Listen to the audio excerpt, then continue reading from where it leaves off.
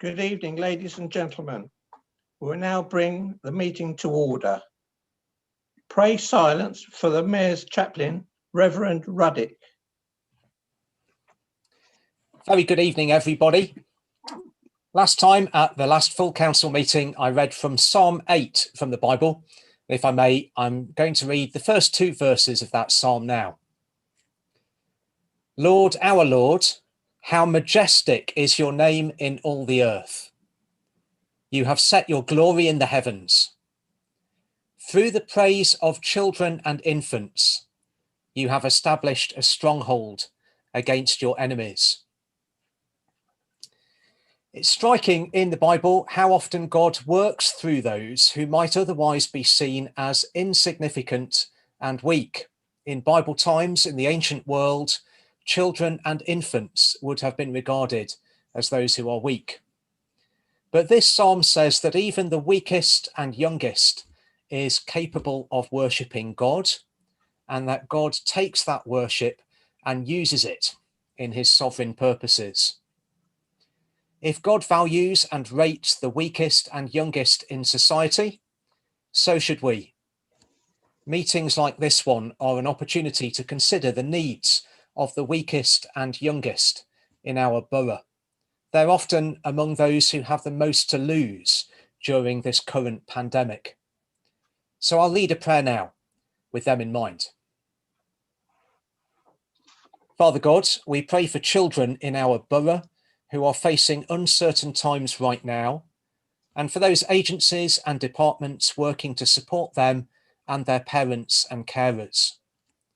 We pray too for teachers and staff in our nurseries, schools, colleges and other settings. Please sustain them through these hard times. And for the weakest in society, give us eyes to see them so that we might be alive to their needs. Thank you that the testimony of the Bible is that Jesus Christ made himself nothing and became weak, dying so that we might become strong in him. Please give this council compassion for the weak and vulnerable and wisdom in their deliberations this evening. In Jesus' name, amen. Amen.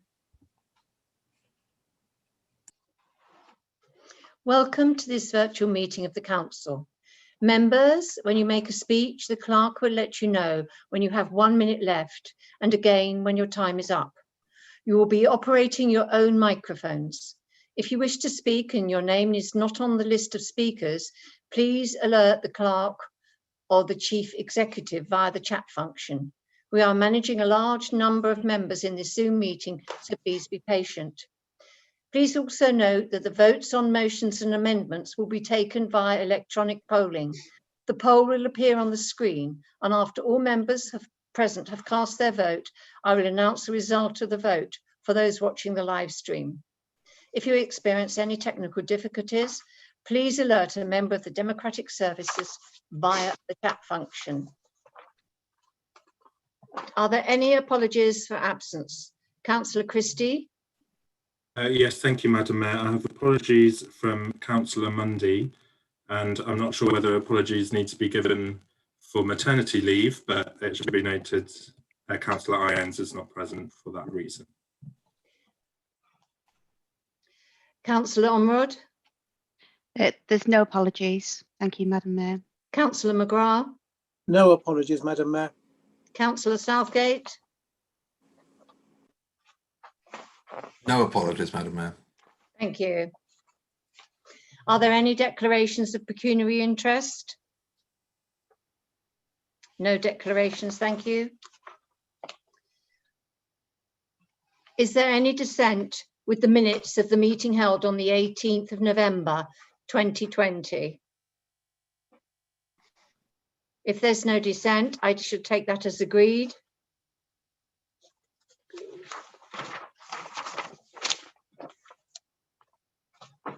On to the announcements. Does the leader or the chief executive have any announcements? Councillor Allison. Yeah, thank you, Madam Mayor. I begin by remembering the former Mayor's consort, Sheila Draper, as tonight is the night that she sadly passed away 10 years ago, hours after a full council meeting. Having this meeting on the anniversary is terribly sad, and we are thinking of Nick and the family tonight.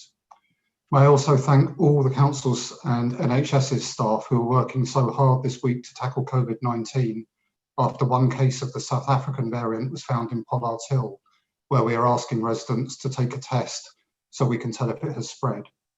We had less notice than other affected areas of the country, but have mobilised fast and effectively. I also want to stress the affected area is Pollard's Hill, not all of CR4, or Mitcham or Merton, as in some reports.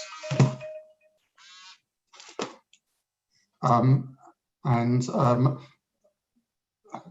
reassure residents in Pollard's Hill and beyond that there are no additional lockdown measures in place.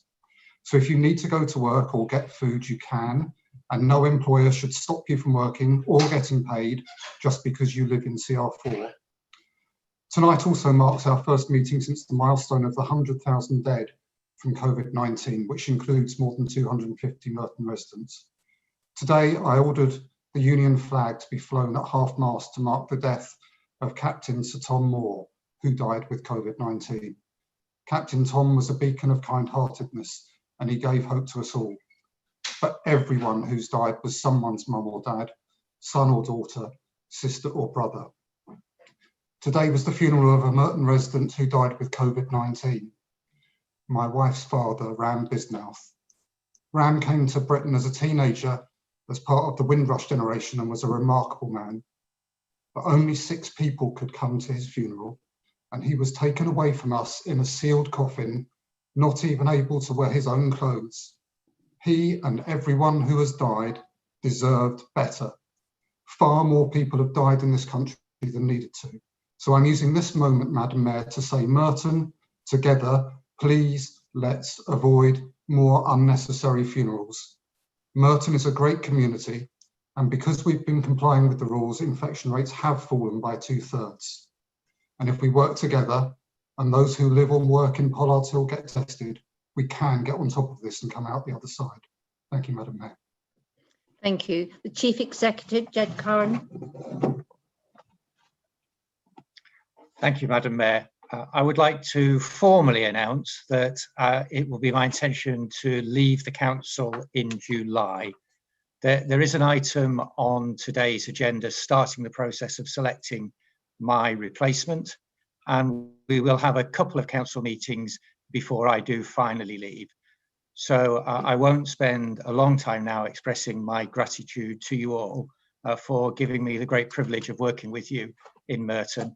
But as another council meeting, I will take slightly longer, if you'll give me that indulgence, to express my thanks to you, to the fantastic staff that we have here, working for the wonderful people who all live in Merton. So thank you very much. Thank you, Madam Mayor. Thank you. I would just like to add my thanks to everyone, particularly public sector workers who are working under extremely difficult circumstances to keep our country running, to keep the London Borough of Merton running, to provide for all the citizens who live locally. They're in various jobs. I'm not going to mention any, but they do a job that keeps us going and keeps us managing to cope in this very, very difficult time. So a very special thank you to all of them. There are no particular updates from me about my role other than, as you do, I attend an incredible amount of Zoom meetings and see the value of Zoom, although sometimes I, like you, tire of it. Thank you. Right, we move on to item 6, which is public questions to Cabinet members. You have a list in front of you of the 14 questions from members of the public. Answers have been provided by the appropriate Cabinet member. Each questioner will be invited to notify the Council in advance of the meeting if they wish to ask a supplementary question. I will ask each person's name in turn. Please unmute your own microphone. Please keep your supplementary question brief and not a statement. Firstly, Daniel Beglin. Are you present? Yep. Thank you. The reply given states that before any pavement parking is permitted, an assessment would have been undertaken. Then why does it take my father to risk his life by going on the road to get around parked cars on the pavement? I'd like to thank Councillor Mr. Begling for his supplementary answer. Clearly, in terms of pavement parking, it's something that we do review, and where there's instances where it does block off access in terms of wheelchair, we will take the necessary action. And if cars are parked illegally and reported, we'll get our parking services team out to address that matter. And there's also areas as well where we do from time to time introduce waiting restrictions on road to stop parking. And finally, Matthew Willis. Present, Madam Mayor. Thank you.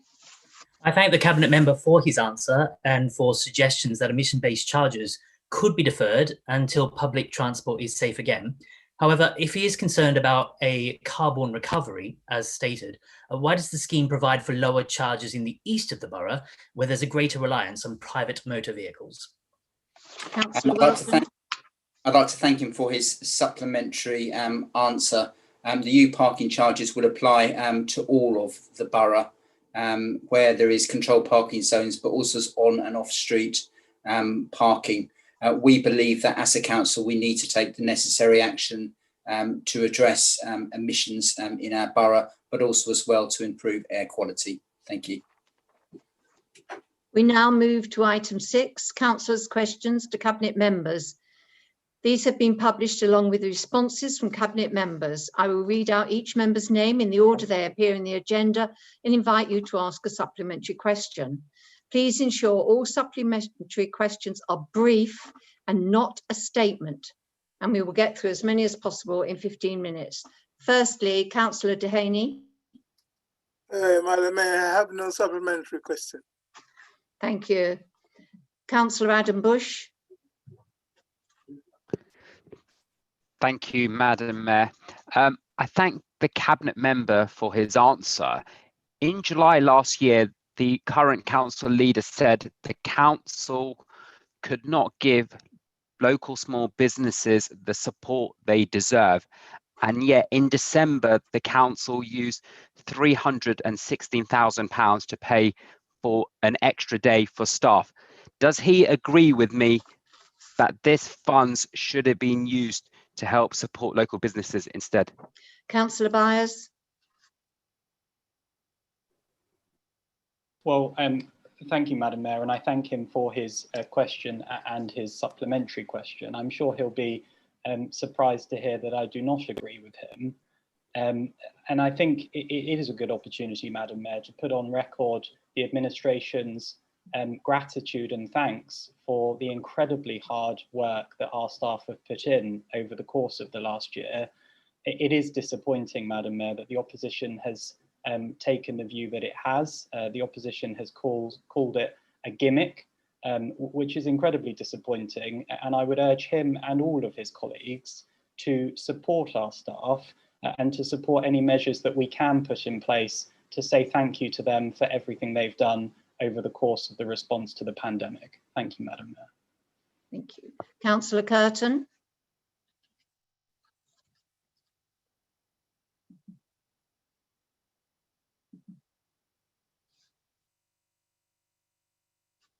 Councillor Curtin.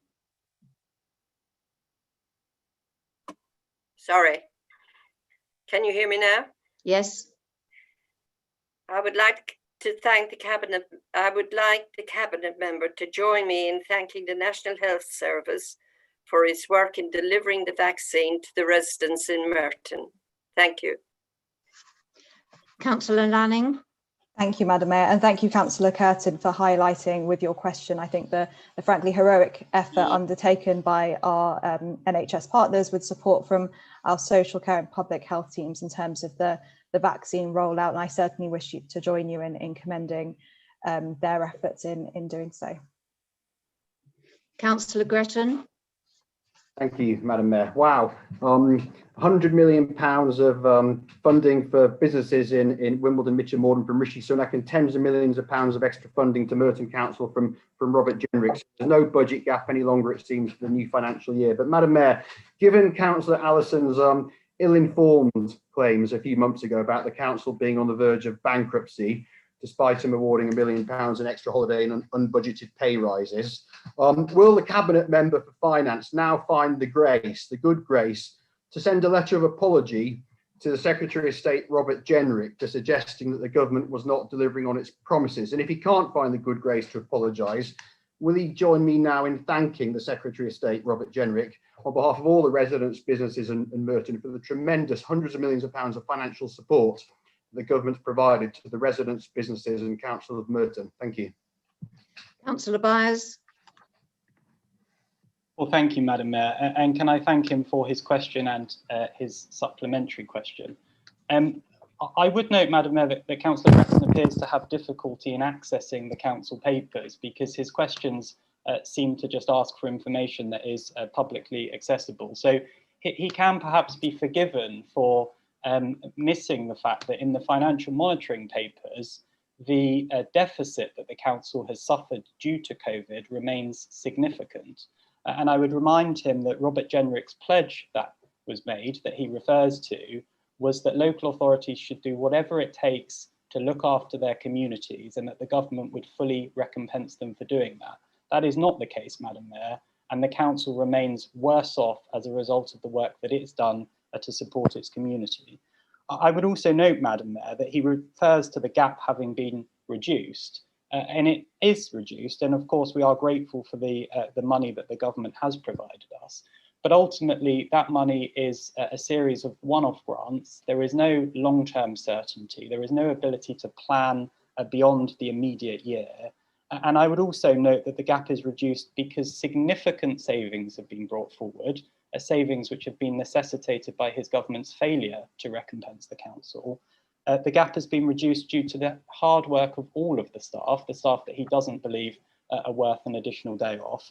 And the gap is reduced because we are assuming a significant increase in council tax, which the government is effectively forcing all local authorities to take in order to meet the gap of its own making. So I won't be taking up his invitation to write to the Chancellor nor the Secretary of State, and I hope he can understand why, Madam Mayor. Councillor Henry. Thank you, Madam Mayor. Can the Cabinet Member please tell us what is being done for families eligible for free school meal for the half-term holiday? Councillor Stringer. Thank you, Madam Mayor, and thank you, Councillor Henry, for your question and supplementary. I can confirm that we will be providing £20 vouchers for pupils eligible for free school meals because their households have a low income over the February half term. And as per our scheme over Christmas, this will also be available for families with preschool children and young carers and some other vulnerable young people. So we, the council, are doing all we can to protect the rising numbers of children who are growing up in poverty from its worst effects. But we do need the government to do more to prioritise supporting low-income families during this incredibly challenging time. And as Councillor Byers highlighted, this needs to be done with something more than one-off grants that they only give out in the face of huge public outcry. Thank you. Councillor McGrath. Madam Mayor, this is a fantastically wet answer. We've got nearly 10,000 families on the housing list, and this is the answer we get. Will the Cabinet Member give an unambiguous answer that the Council will try to use these sites for social housing? Councillor Welton. I'd like to thank Councillor McGrath for his supplementary answer. Clearly, as a council, we do have to examine all options in terms of these sites. But as a council, we do want to provide more social homes for rent in the borough. Due to government cuts when his party was in government in 2010, the money for social housing was cut in half. So we do want to build those homes. We do want to have the ability to do this. And I am, as Cabinet Member, committed to bringing forward more homes for social rent in Merton over the next year. Thank you. Councillor Cowper.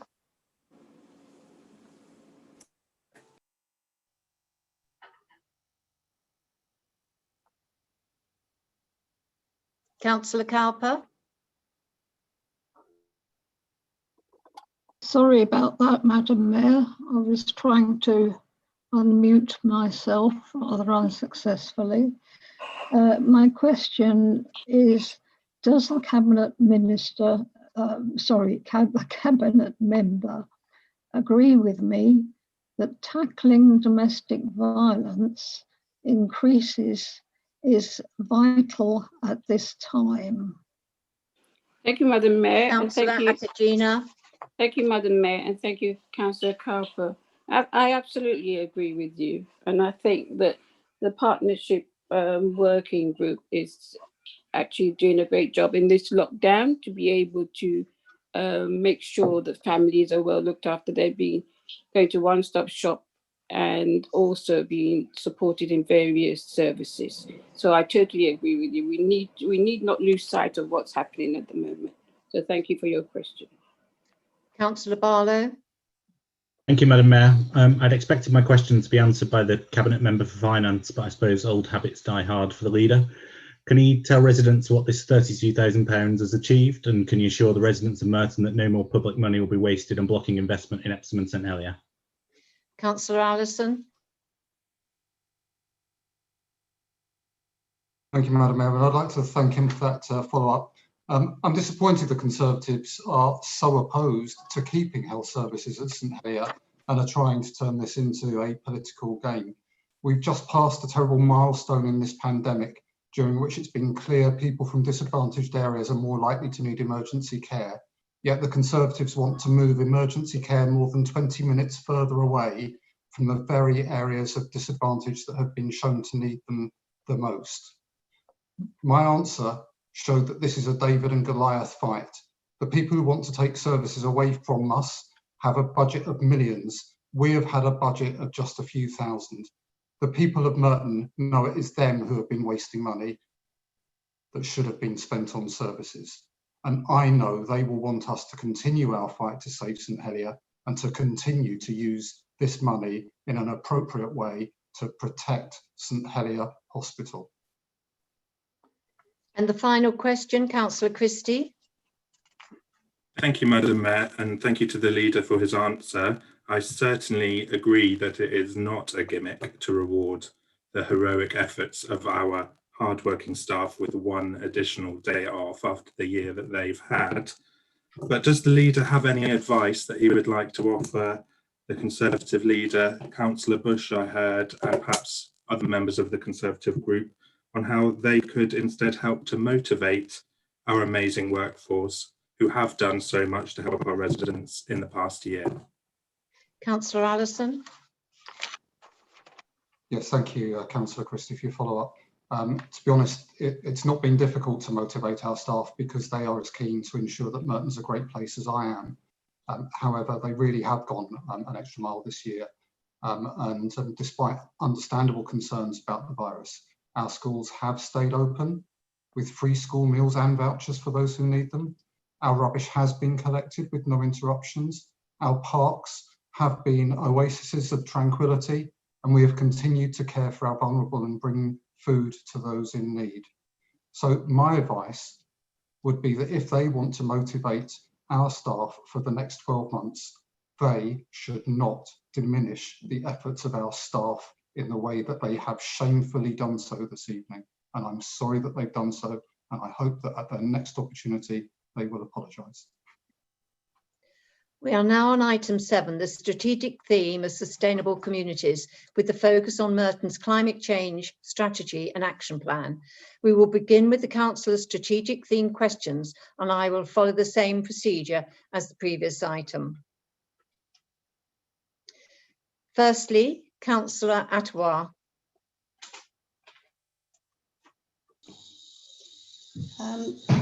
Thank you, Madam Mayor. Yes, I do have a supplementary.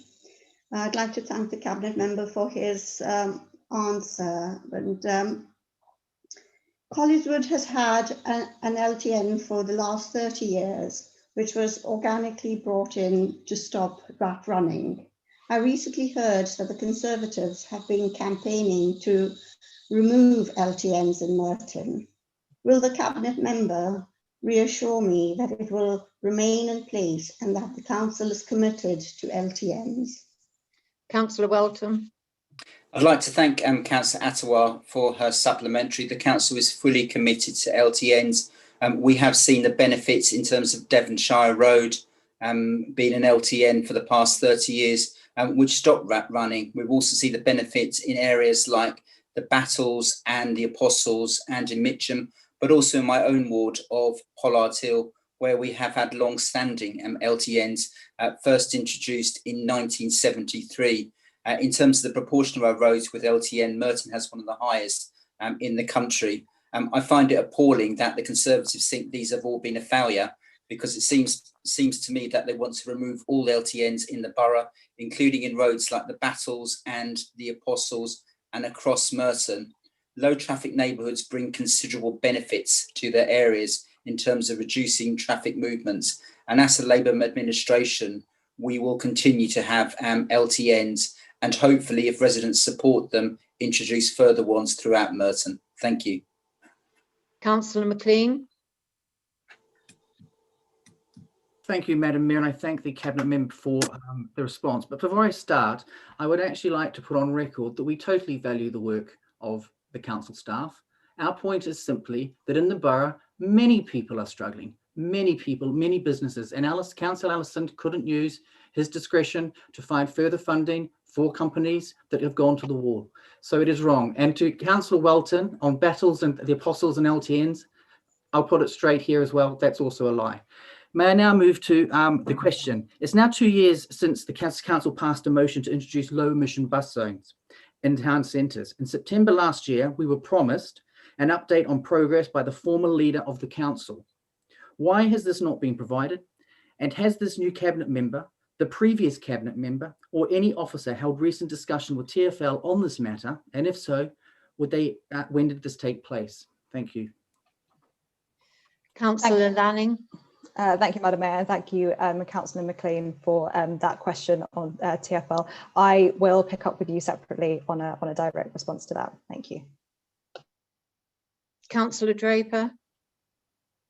Thank you, Madam Mayor. I have got a supplementary question. Thank you very much, Councillor Byers, for your answer. It's a truly exciting project. Will the Cabinet Member, yourself, join me in congratulating the Council on its ambitious work in the area of investing in solar energy? Councillor Byers. I don't believe this question is mine, Madam Mayor. I do apologise. I don't have it in front of me. I believe it should be Councillor Welton's question. Apologies, Councillor Welton. Very happy to ask Councillor Welton. I'd like to thank him for his supplementary question. I think it's great news that Merton has had the highest proportion since 2015. And these are obviously one of a number of measures that we have introduced in the borough, because we do want Merton to be zero carbon by 2030. Yeah. And this is something that we are fully committed to. There's a lot of work being done, there's a lot of work to do. Okay. Thank you. Councillor Fairclough. Thank you, Madam Mayor, and I'd like to thank the Cabinet Member for his reply, setting out a couple of the schemes that Merton runs. I think my point was more around the opportunities for public engagement and involvement.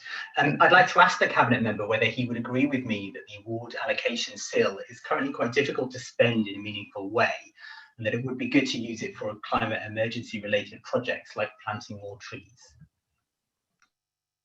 I'd like to thank Councillor Welton. I'd like to thank Councillor Fairclough for his supplementary. I think in terms of the ward allocation, this has been subject to debate at previous council meetings, and clearly the ongoing revenue cost. We do review how neighbourhood SIL is spent from time to time. This was something that was introduced by a Labour administration, and it has been spent on many good initiatives across the borough, but we do have to be conscious that things we do don't have ongoing revenue costs to us as an authority. Thank you. Councillor Latif. Yes, thank you, Madam Mayor. I do have a question. I want to thank the Cabinet Member for his written response. Thank you. What actions has the Cabinet Member taken to ensure that fly tips are removed as quickly as possible? And does he agree with me that it was a mistake for the Labour administration to reject our budget amendment last year, that would have provided 2 additional full-time fly tipping officers? Thank you. Councillor Brunt. I'd like to thank Councillor Latif for his supplementary question, and also say at the beginning that I'm delighted to be Merton's first maternity cover cabinet member. I think that's an important statement for equalities in our borough. What actions have I taken? Well, I have been in the role now for 10 days. I certainly was out in Mitcham Town Centre going through some bags on Friday, as was my habit when I was the cabinet member before. And I'm passionate about fly tipping. So I go out, I actively pursue, and I know that our officers do that. What I would do to encourage, and what actions we should be taking, is for people to report fly tips using the app, or logging in and report them online, because they are removed within 24 hours at a very high rate. So I would encourage people to do that. I don't go along with your suggestion that we needed 2 extra officers. I think we need to have smart technology that supports the people out there collecting fly tips, and I encourage everyone to do it that way. Councillor Mundy, I understand Councillor Mundy has written to the Cabinet member with a supplementary question. Councillor Gould. Thank you, Madam Mayor, and thank you for the reply that I received. Is the reason that you do not comment on your commitment and actions the Council are taking to protect and maintain our local natural environment, wildlife and biodiversity against the effects of climate change because you do not believe this to be an important part of the Council's climate action plan? Thank you. Councillor Welton. I'd like to thank Councillor Gould for her supplementary. I completely disagree with his comments. I am fully committed in terms of climate change, but also as well in terms of implementing measures to make Merton zero carbon by 2030. This is one of the Council's top priority and will continue to be. Thank you. Councillor Holden. Thank you, Madam Mayor, and thank you to the Cabinet member for his answer. Why has the Council itself felled so many trees across Merton since declaring a climate emergency, and will he commit to changing the planning policies in the new local plan to force anyone cutting down trees, including the Council, to replace said trees by condition to at least the same or more tree years, either on the same site or money equivalent to the Council to replant elsewhere? Councillor Welton. I'd like to thank Councillor Holden for his supplementary. As a council, in terms of the annual highways tree planting programme, we have increased the number of trees being planted by 40%. In terms of planning developments, we want to minimise the number of trees being felled and for them to be replaced as part of the conditions. And I wholly disagree with Councillor Holden's comment. We are a borough fully committed. We're one of the greenest boroughs in London, and that will continue to be the case. Thank you. Due to time limits, the final question will be from Councillor Anderson.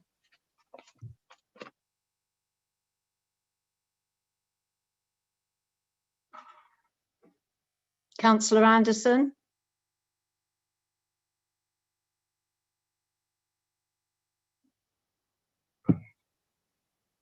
Thank you, Madam Mayor.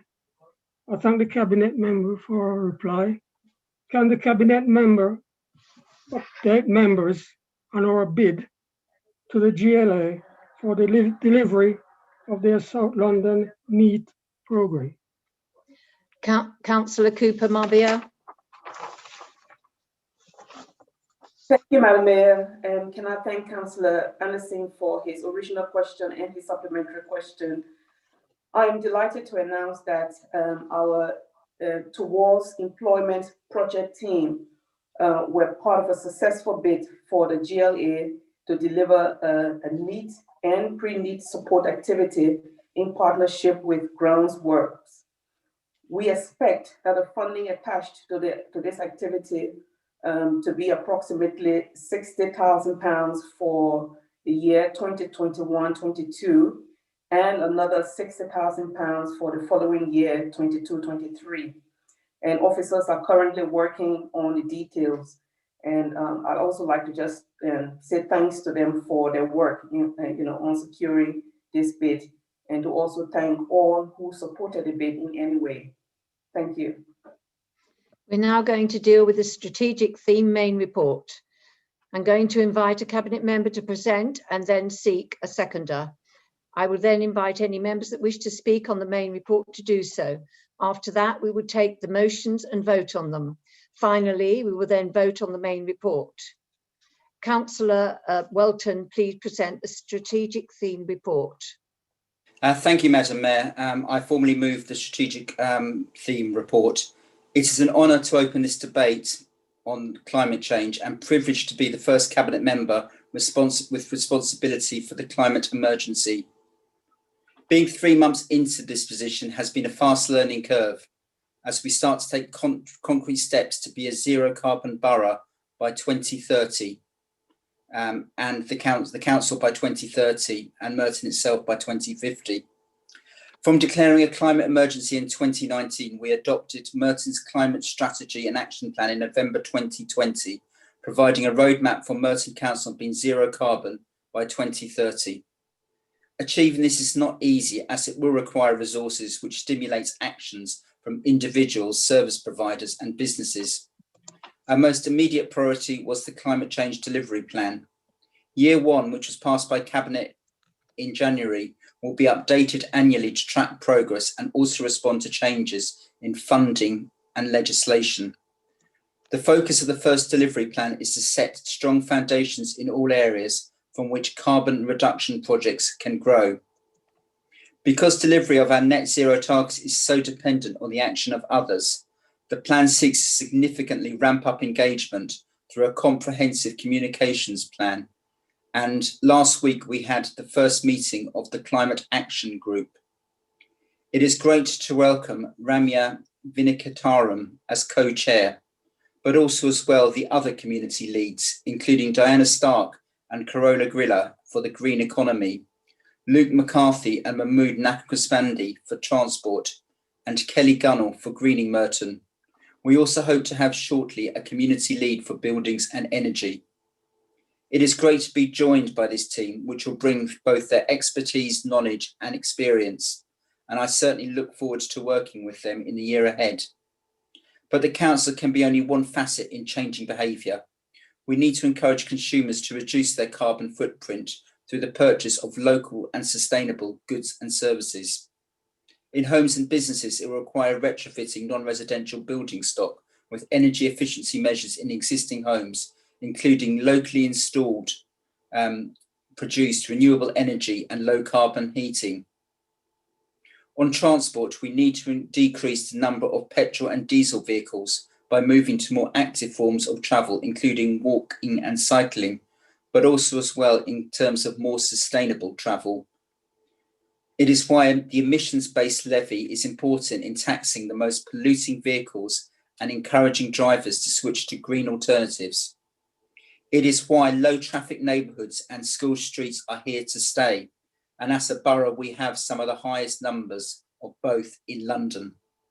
Examining green infrastructure, which includes increased tree cover on appropriate public land, including community planting. We will also later this year be bringing forward a tree strategy, which will include planting more trees across the borough. The council is taking steps to decarbonise building and schools by 2030. We will do this to support the major decarbonisation transitions in energy, transport and the economy, but also as well decarbonising our own fleet by 2030.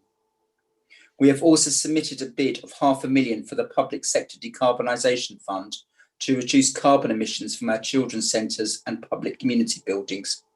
This should also help to reduce energy bills for the occupiers, as well as reduce emissions, which on top of the successful bid to the Green Homes Grant Local Authority Delivery Scheme, boosted funding to create warmer homes for those in need through the installation of energy-saving measures, which also reduce carbon emissions. Finally, I would also like to thank Climate Change Officers Dominic Hill and Katie Halter for all their work. This is a top priority as a council. That will continue to be the case, and my focus will be on how we can deliver on our ambitions and implement the change that is so desperately needed. Thank you, Madam Mayor. This is being seconded by Councillor Cooper Marbia. Thank you, Madam Mayor. Climate change emergency is arguably the most important challenge of our time, and human activities play a major role in this. We take this very seriously in Merton, and that is why in 2019 we declared a climate change emergency. By doing this, we acknowledged that we need to act on the causes and impact of climate change. I'm delighted that declaring a climate change emergency was agreed by all parties because we understand the challenge we face and the role we all have to play as local leaders. It is therefore imperative that we lead by example, and we have shown that time and again, from the excellent work of the officers in drawing up the Climate Strategy Action Plan to naming our first cabinet member for the climate emergency, my colleague, Councillor Martin Welton. This action plan clearly sets out the various strands of work that can be undertaken by us and by working with our partners across the borough to bring about real change.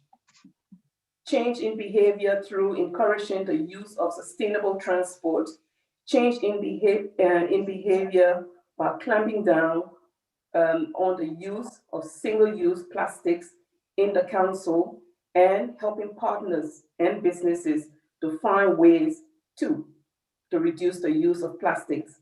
Real change can come by encouraging more effective recycling and by making the streets around the schools cleaner and greener. Merton is a great place, and we have a great head start because our borough has many green spaces. Madam Mayor, we know that by working together and by having ambitious aims, we can make a difference and create a better future for Merton. Thank you. I have the following listed to speak. Councillor Barlow.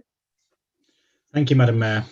Madam Mayor, there's plenty of worthy words and endeavours in the report on the accompanying climate change delivery plan. But when it comes to action, as in all areas, it's clear that this administration is not capable of delivering the change that Merton needs, simply falling back on gesture politics and excuses. They take years to implement anti-idling measures, but they don't bother to enforce them. They say they want low emission bus zones, but they don't bother to introduce them. They say they need more money, and then they don't bother to bid for any. Where Merton Labour do excel is in using climate change to get more money out of residents in exchange for fewer services. Not content with emptying the pockets of the west of the borough with their parking charges tax hike once, they've now come back for another go. It was Ronald Reagan who said government's view of the economy was if it moves, tax it.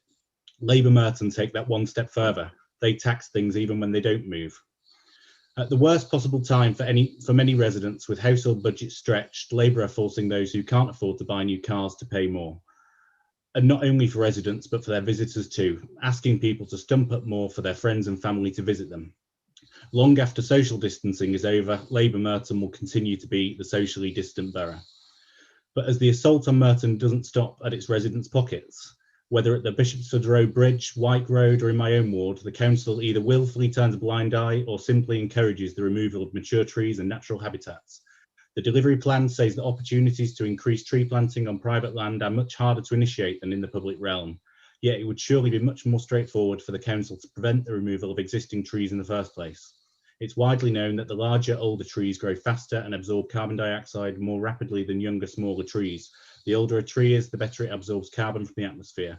In fact, research suggests that almost 70% of all the carbon stored in trees is accumulated in the last half of their lives. Yet on an almost daily basis, I receive emails from residents who reference a planning application that sees the removal of trees and shrubs from neighbouring properties. Not only is this bad for the environment, but for our biodiversity, with a reduction in the numbers of insects, birds and other creatures every time we lose these habitats. Residents also report an increase in flooding, due not to climate change, but to the council's indifferent approach to the number of properties building enormous basement extensions, not to mention the number of residents paving over their front gardens to escape the dreaded parking tax. So often these applications do not conform with planning guidance on the natural environment or trees, yet when they get to officers, they are stamped with recommended for approval. We don't have to look far to realise that it doesn't have to be like this. When residents look to neighbouring Wandsworth, they see not only that the grass is greener, but the Conservative-run council is too. Approaching 1,000 new trees planted every year, hundreds of lamp column electric vehicle charging points located where residents actually request them, and a smart growth plan setting out the borough's recovery from coronavirus and accelerating plans to tackle climate change. It's clear that for a green future, Merton needs a blue council.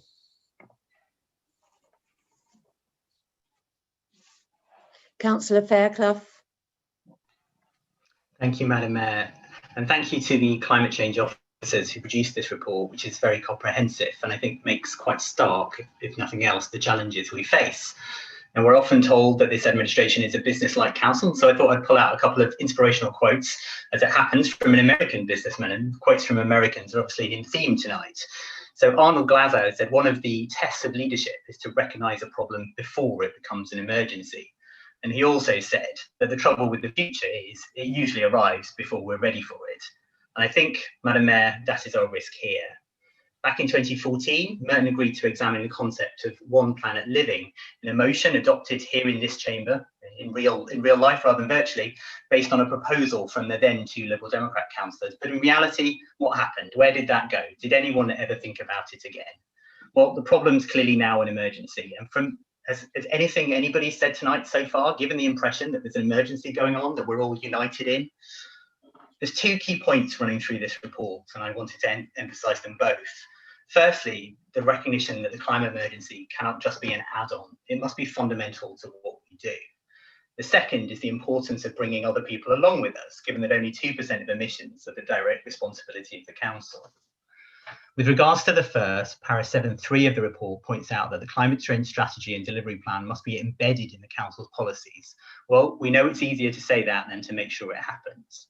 To take the issue of procurement, itself a key part of the climate change response, but in a different context, Merton has, in theory, been a London living wage borough since 2013. Some 7 years later, this has not yet filtered through to care workers on contracts. We can't let the climate emergency slip in the same way. Turning to bringing people along and individual action, to succeed on the climate, we need community acceptance, involvement and activity, whether that's litter picks, pledges to reduce emissions, home improvements, or just engagement and understanding around measures like low traffic neighbourhoods. 1 minute remaining. That's not necessarily easy, but we mustn't shoot ourselves in the foot, as Merton has over parking charge increases. As I said in Cabinet in January, the principle should be polluter pays, not postcode pays.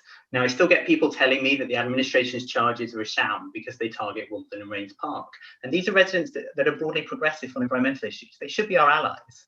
As we commented before, Madam Mayor, there's been a much greater focus on well-being owing to coronavirus. Our natural environment plays an integral part in this.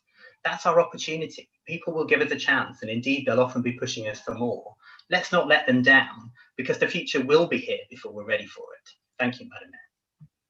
There are no further speakers. Councillor Welton, do you wish to use your right of reply? Thank you, Madam Mayor. I thought my right of reply was at the end of the debate. Thank you. We will now consider the 3 strategic theme motions. Councillor Southgate, please present this motion. Thank you, Madam Mayor. Well, I think by now we must all realise that climate change is going to be here and it's going to be the dominant theme of our political careers in Merton. Indeed, it's going to be there for the rest of our lives. That realisation has caught up with us quite rapidly in the last few years. Not so long ago, we thought climate change was a problem for our children, for our grandchildren, that they would have to contend with. Now, abnormally high summer temperatures, excessive winter rainfall, tell us it's here and now. We approved Merton's climate strategy and action plan unanimously at our meeting in November last year. And the delivery plan was agreed by Cabinet in January to monitor progress towards its goals. The goals are ambitious, but the risk assessment, have a look on page 31, is realistic come pessimistic about the chances of achieving them. Of the 8 work streams, 3 are rated red on the traffic lights. The first of these, sustainable consumption and a low carbon economy, will require people to change their personal consumption patterns. This will take time, it will take a lot of persuasion. The other 2 are essentially a question of money, lots of it, and on a scale that we can't possibly find from council resources. The first of these is the retrofit of our building stock to decarbonise energy usage. 81% of greenhouse gas emissions in Merton come from buildings. We have 88,000 homes in the borough. 98% of them are heated by gas. Replacing gas boilers with ground or air source heat pumps will cost an estimated £2.7 million. So while the new local plan will require all energy supply in new developments to be zero carbon from 2025, it will take a long time and a lot of money to decarbonise the existing housing stock. The second red-rated work stream is the council's own estate and vehicle fleet. Merton has moved to 100% renewable energy tariff, but the capital cost of electrifying the vehicle fleet and installing the necessary charging infrastructure by 2030 will depend on external funding. Now, central government has announced major funding initiatives towards meeting its zero carbon goal by 2050, most notably the 10-point plan for a green industrial revolution, which has £12 billion behind it. But the money isn't just sitting there for the asking. It is all subject to competitive bidding. Putting a bid together requires a lot of work, often to tight deadlines. Projects need to be oven ready, to borrow a phrase, almost before the bidding round is announced. Future Merton has a small and talented officer team working on our climate change policies. They are already tightly stretched. 1 minute remaining. The reason Paul McGarry talks so fast in meetings is because he's got an awful lot to get through in the course of a working day. So finding the time to submit competitive bids for government grants comes on top of the day job. Now, the proposal here is to appoint an officer for whom submitting bids for grants is the day job. Having the time to take a longer term view, anticipate how the macro funding announcements from central government will percolate down to local authority level, and being ready with the projects that meet the funding criteria. This means strengthening the capacity of the climate team, but it is an investment that could pay off many times over with successful bids. In the capital budget, we allocate funds for invest to save projects. Think of this as an invest to win item. Unless we succeed in winning significant government funding, our ambitions for our climate strategy are going nowhere. I sincerely hope we can maintain our cross-party consensus on the climate strategy and support this motion. Thank you. This is being seconded by Councillor Foley.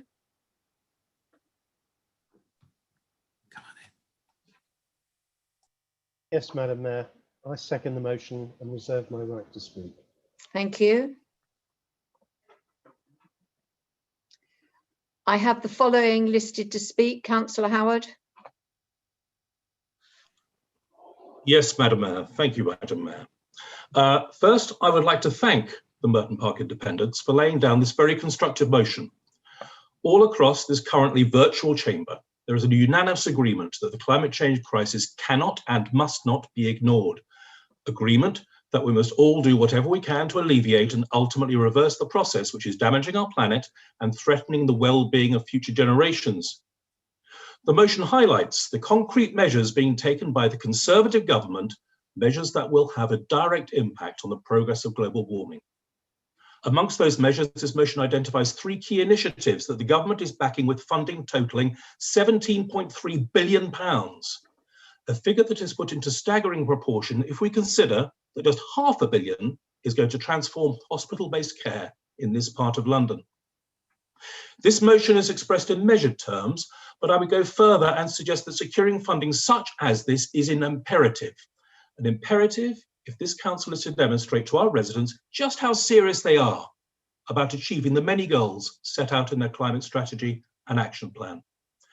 Where we lead, others will follow, and none of us, I repeat, none of us can afford for our residents to dismiss this council's plans as an exercise in virtue signalling and financial opportunism.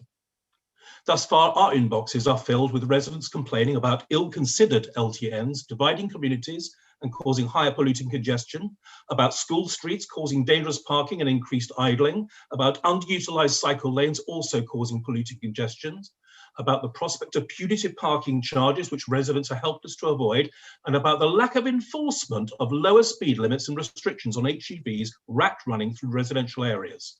All these measures, which are meant to improve air quality, are proving to be either ineffective or directly counterproductive. Indeed, there is an increasing sense that this Labour councillor is more focused on doing things to its residents rather than for them.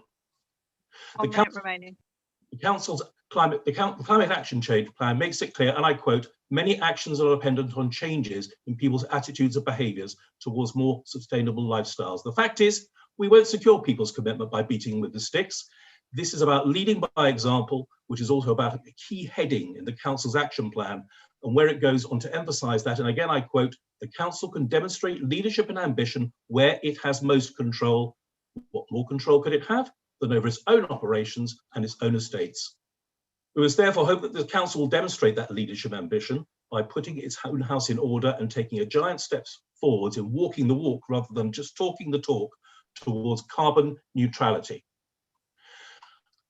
The Conservative group therefore thoroughly commends the spirit behind this motion for all party support. Thank you, Madam Mayor.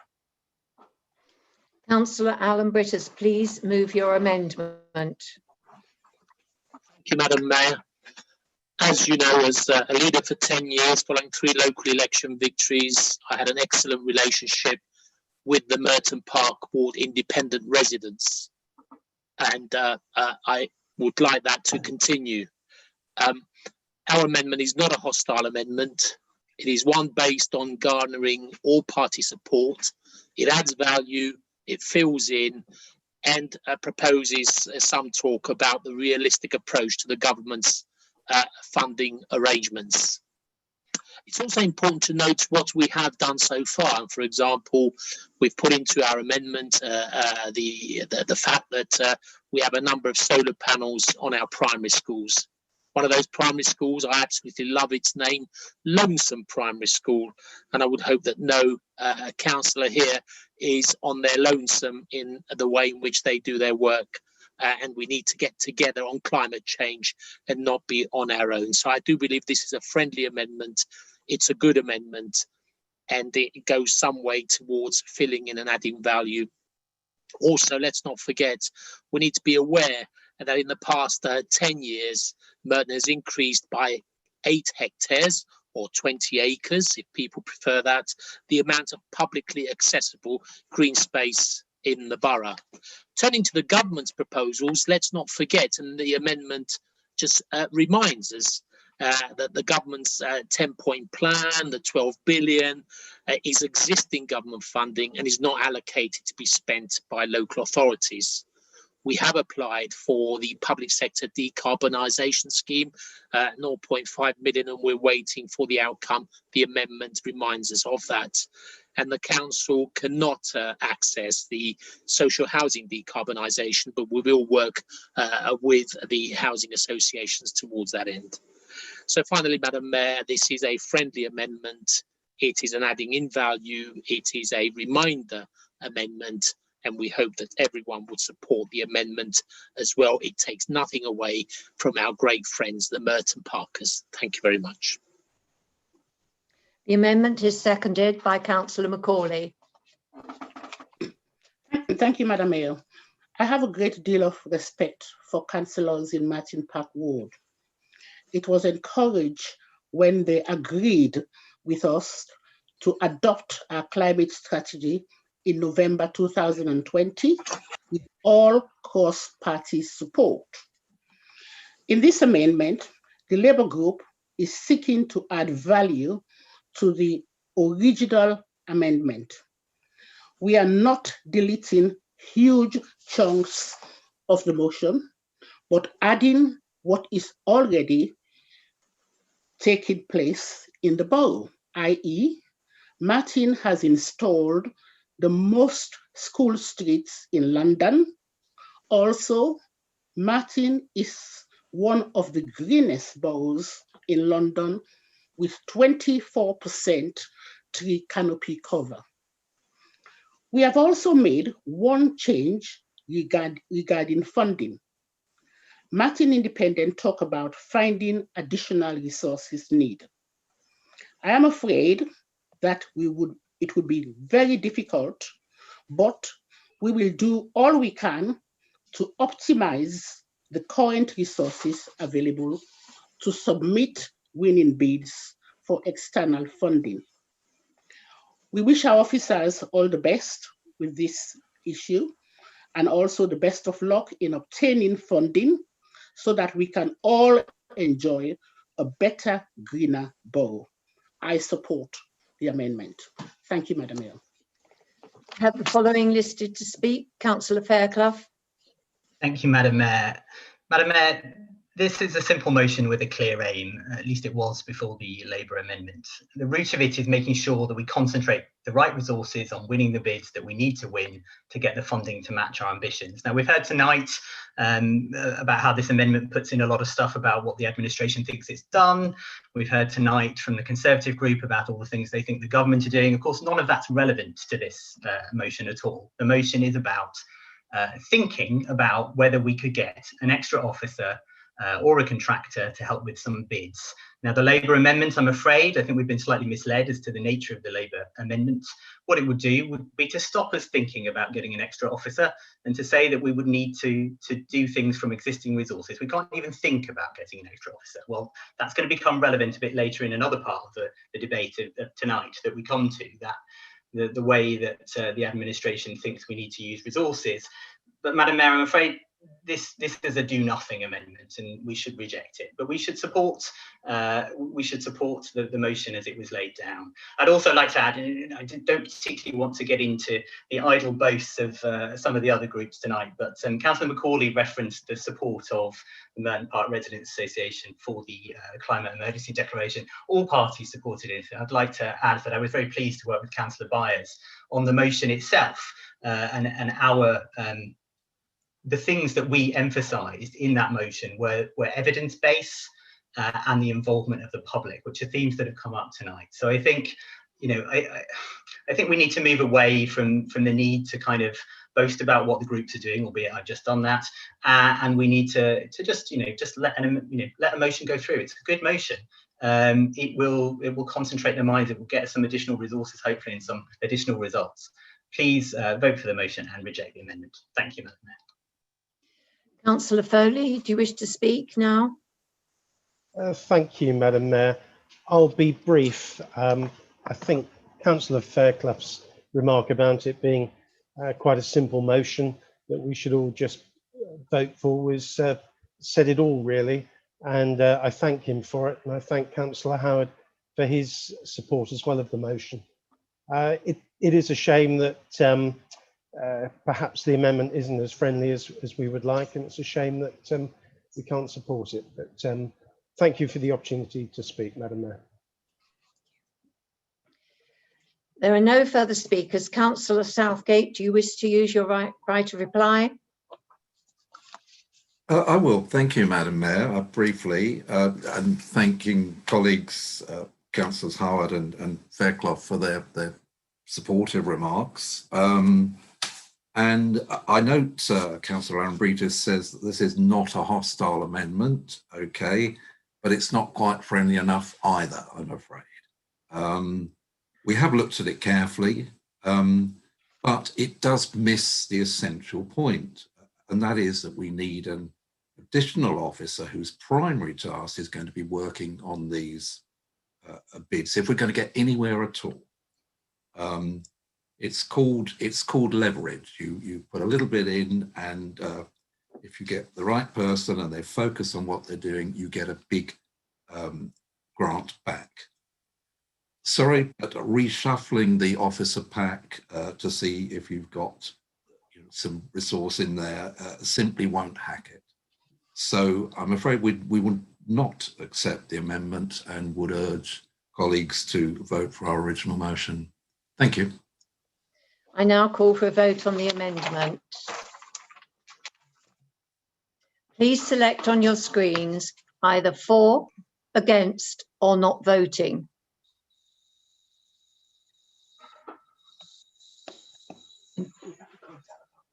We've got one. I asked for it now.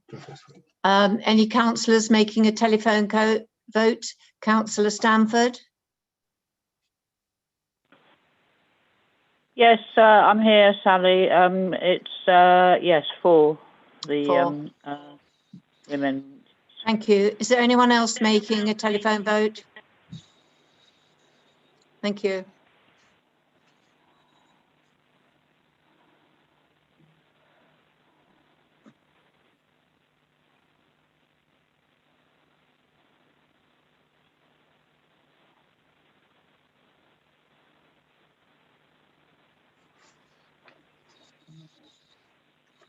One more vote.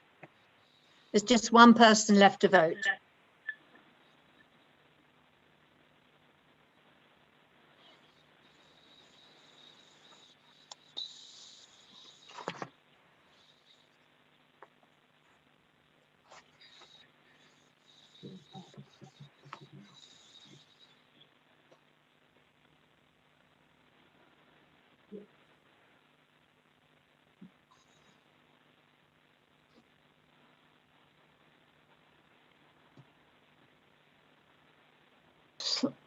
Sorry, Madam Mayor, yes. I wasn't able to vote because it wouldn't let me, the system. Okay, Councillor Cowper, that's fine. How do you want to vote? For, against, or not voting? For. For, makes it 31. Right, the result is to the Labour amendment for 31, against 10, not voting 17. Thank you. I now call for a vote on the substantive motion as amended. Members, please select on your screens either for, against, or not voting. Councillors, oh, we'll do mine first.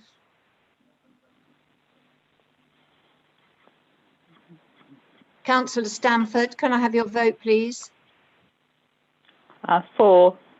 Thank you. Did you get that?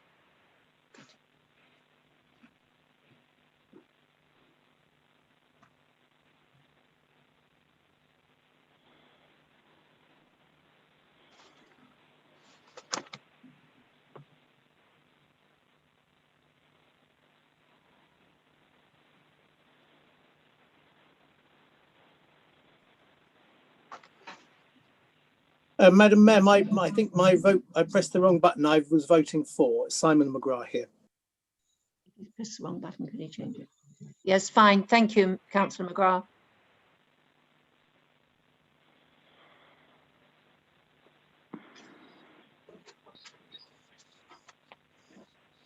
Thank you. For 35, against 3, not voting 18. It's 18.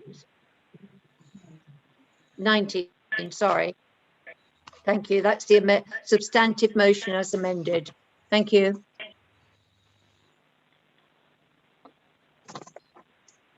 We now go to strategic motion, theme motion. Councillor Goode, please present this motion. Thank you, Madam Mayor. We call on the Council to take decisive action and urge the Government to find ways to stop our throwaway culture, provide infrastructure to deal with difficult to recycle single-use plastic, and to fulfil its manifesto commitment to ban the practice of exporting unsorted plastic waste to developing countries, which the EU has banned since the 1st of January this year. Every step in the life cycle of single-use plastic, even after it has been discarded, creates a greenhouse gas emissions that are contributing to the climate emergency, and our precious natural environment is under threat from microplastics. The new environmental bill will have powers to create a deposit return scheme for drinks containers and a mechanism for introducing a levy on single-use plastics that could be applied to takeaway cutlery, for example. Plastic packaging production is on the increase by the fossil fuel industry. We look to the Council to fully support these schemes. In the coalition years, the 5p plastic bag charge reaped a massive reduction in plastic waste. The Liberal Democrats have shown their dedication to climate action with our single-use plastic bill for targets for a single-use plastic strategy, annual reports, and a reduction in use. We were shocked that single-use plastic. Councillor Gould, I do apologise. You're getting interference as you speak. Could I ask Councillor Stanford, could you mute your phone because it's creating a static that's affecting Councillor Gould's speech? Thank you very much. Councillor Gould, I apologise. Could you continue? Thank you. We are shocked that the single-use plastic is missing from the green economy workstream. Reducing single-use plastic waste is vital if we are to meet our zero emissions target aims. Where is the Merton Council's climate pledge? Following the Overview and Scrutiny Panel Plastics Report in May 2019, where is the measure of success and the method of monitoring which was made to be available to the panel? No longer even on the work plan for this year. The Council should be leading by example. Instead, these schemes are discarded or forgotten. Where are the TerraCycle collection points across its own sites and out in the wider community for schools, libraries and doctors' surgeries for those difficult to recycle single-use plastics, crisp packets and toothbrushes? We are at a critical stepping stone. Single-use plastic bags and wrappers make up a quarter of consumer packaging, but only 6% are recycled. The Council must work with businesses to provide collection points for single-use plastic and to have them advertised on a web page so that for single-use plastic information on the Council website. We must reduce where we can, but it is vital that we stop single-use plastic going to household waste curbside collection if we are to reduce emissions. It is essential for the Council to provide local information for plastic-free shopping, water refill schemes and encourage local businesses to support a plastic-free Merton campaign. Where are the Council Business Awards for those that pledge to go plastic-free? We now have our first fabulous zero waste shop in Wimbledon, and soon Waitrose stores are to have zero waste shopping aisles. Importantly, the Council needs to present a pathway to net zero, not just waste is X% of the footprint, but with more emphasis for residents to understand the greatest need. And for one of those is the reduction of single-use plastic in the Council's waste stream. While single-use plastic is still in circulation, it has to be accounted for in emissions, and without infrastructure, dispose of it responsibly and a hold on production, are the Council just sticking their heads in the sand and delaying targets to net zero? Together, we can eliminate unnecessary single-use plastic, but the Council has to play its part too. Thank you. This is being seconded by Councillor Bakari.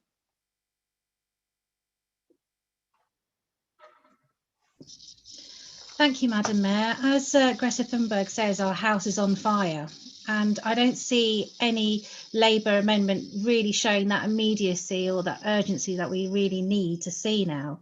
Action is necessary, and as Councillor Gould has said, we're not seeing any of those actions taking place. No target setting. It's unclear on where exactly the Council's heading. So we need targets, we need to achieve them, and we need to have less of the talking shop. That's what tends to happen at the moment. We have no time to waste. And as Councillor Gould is saying, this is an emergency. We must act on that term of emergency. And as Councillor Fairclough has also said, the amendments seem to be just praising what's already happened in the past and what we're already doing rather than what we need to do next and now. So let's get on with this, get the action started. There's no time for complacency, and the Council needs to be more proactive, take responsibility. And let's face it, we really can't wait for the government to do anything because nothing has happened, no progress has been made. So let's do it ourselves. The Council can do this, and together we can make a difference. Thank you. I have the following listed to speak. Councillor Holden. Thank you, Madam Mayor. Interesting motion on single-use plastics. I remember there was a task group not too long ago on that, and some things were beginning to be implemented if it were not for COVID. In terms of what the government has been doing, I think the government has quite a good record on plastics and environmental measures. For instance, banning microbeads. We're also increasing protection for various parts of the ocean and encouraging other countries to do so. We're also created a sort of £500 million Blue Planet Fund, which will also help protect the ocean from plastic pollution. We've got our 25-year environment plan, which is going to focus on cleaning up the environment in the UK and around the world. In 2019, there was an introduction of a deposit return scheme for some plastic bottles, and there's plans to increase that in due course. The 5p charge on carrier bags has been one of the most successful policies at supermarkets. It's reduced single-use plastic bags by 95%, and that's expected to increase even further. So the government has quite a good record on these things, and we shouldn't be sort of taking any lessons from the Liberals on this, because they could have participated in council's work before and clearly haven't. So yeah, welcome to the party, even though you're about 2 years too late.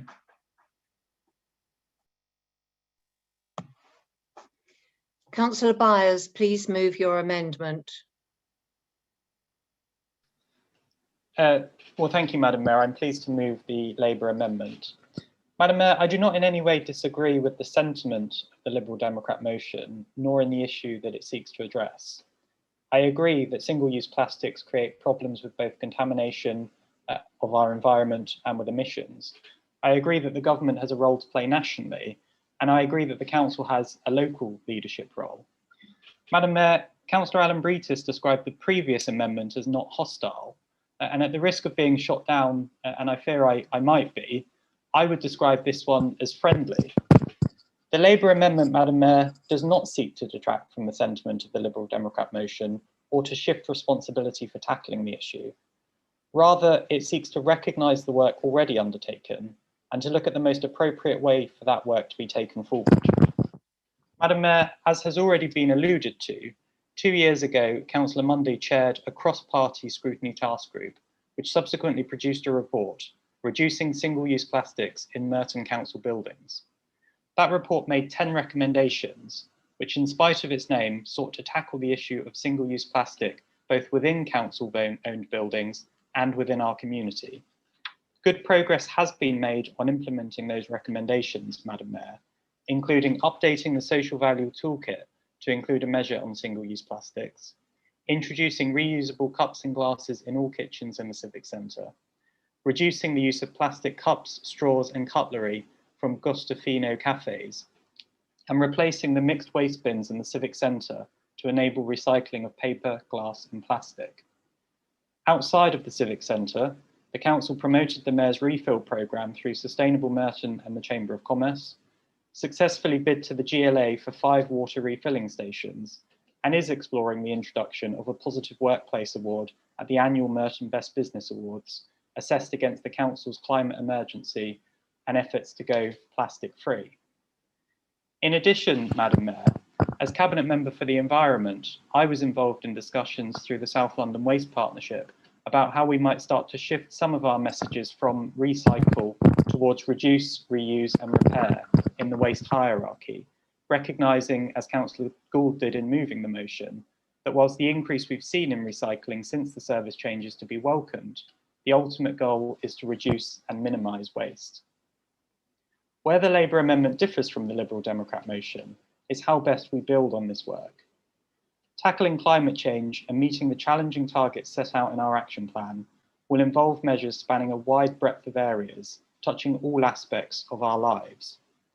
When I chaired the Climate Change Action Group, we had a number of thematic task groups looking at measures within broad areas, but you could conceivably have had many more if you further separated out the necessary areas and actions to meet the targets. 1 minute left. Madam Mayor, I do not believe the solution is to create additional work streams, but rather to look at how we can best tackle the issue within the existing ones. The Labour amendment also suggests that a new scrutiny task group is convened to focus again specifically on the issue of single-use plastics and to then feed into that work stream, working closely with the Cabinet Member and officers. I know this is an issue that Councillor Mundy is very keen to look at on his scrutiny panel, so whilst he is unfortunately not here this evening, I am sure he would be very happy and enthusiastic to progress this. Madam Mayor, I hope that the Labour amendment is seen in the spirit in which it has been tabled, and I would encourage all councillors to support it. Thank you, Madam Mayor. The amendment is being seconded by Councillor Pritchard. Thank you, Madam Mayor. First, on the substance of this motion, Councillors Gould and Bakari are 100% correct on the importance of this issue, and no one's taking that away from the ever-growing plastic contamination of our oceans, the threat it poses to life, and the damage to the climate are real. And every level of government and every type of organisation must consider it and take action accordingly. They're also right to call on the Conservative government to honour its manifesto commitment to ban the practice of exporting unsorted plastic waste to developing countries. This practice is immoral, unethical and short-sighted.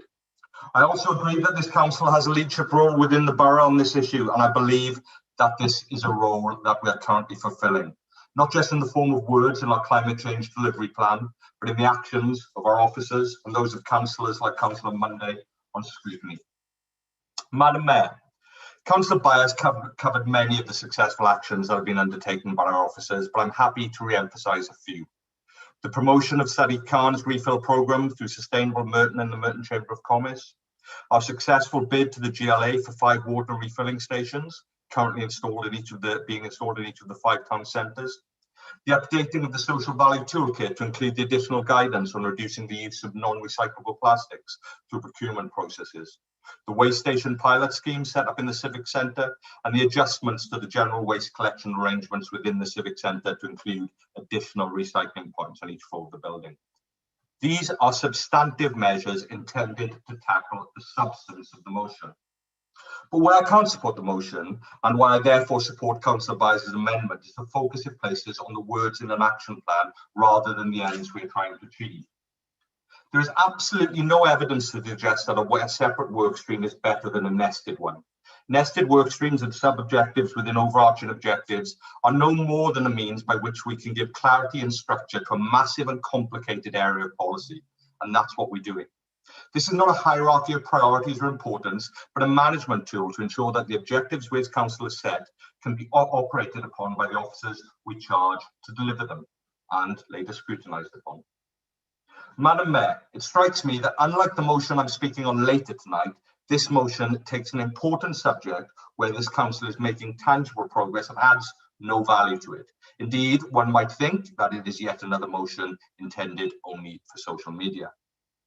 Madam Mayor, this issue deserves better than that, and I suggest that if councillors want to take it seriously, they give serious consideration to a cross-party scrutiny task group.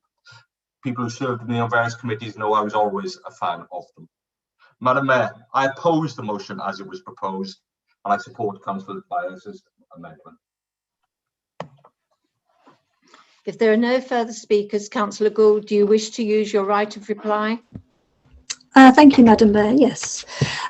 Just to thank Councillor Byers and Councillor Pritchard for your words of agreement, how this is a very important issue, but also to disagree with Councillor Holden that his government is doing enough, and also to remind him that the coalition government brought in the 5p plastic bag tax.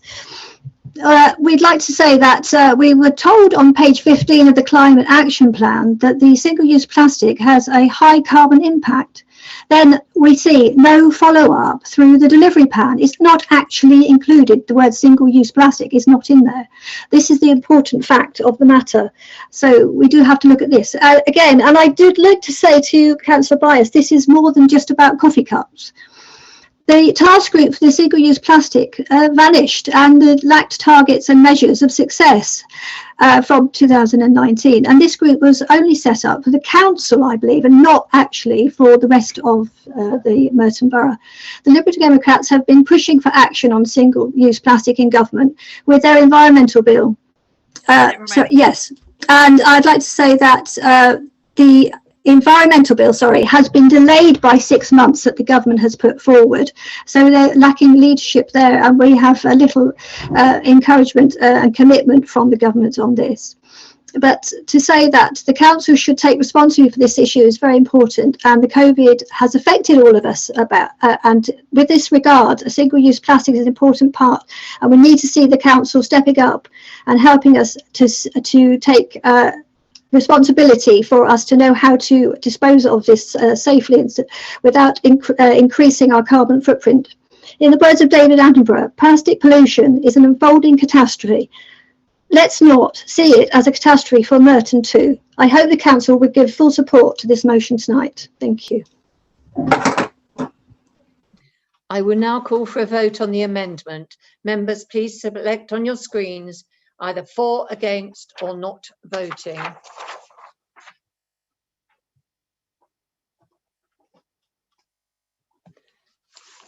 Councillor Stanford, could I have your vote, please?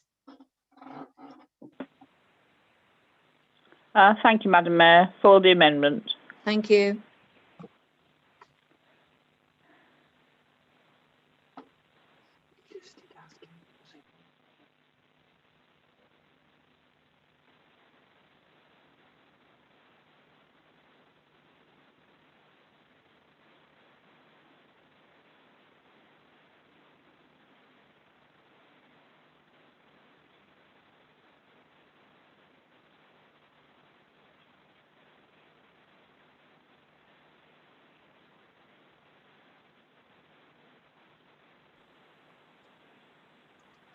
The Labour amendment, for 32, against 9, not voting 17. So the amendment passes. I now call for a vote on the substantive motion as amended. Please select on your screen either for, against, or not voting.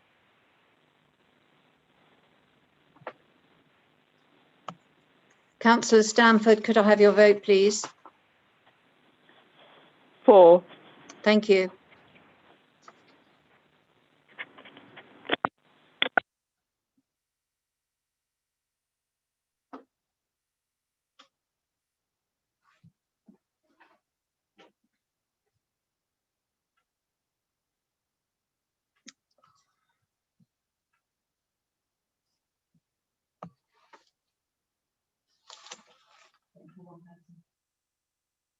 We're just waiting for one person.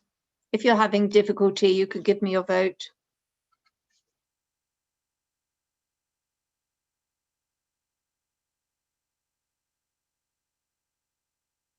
Just close it, Louise.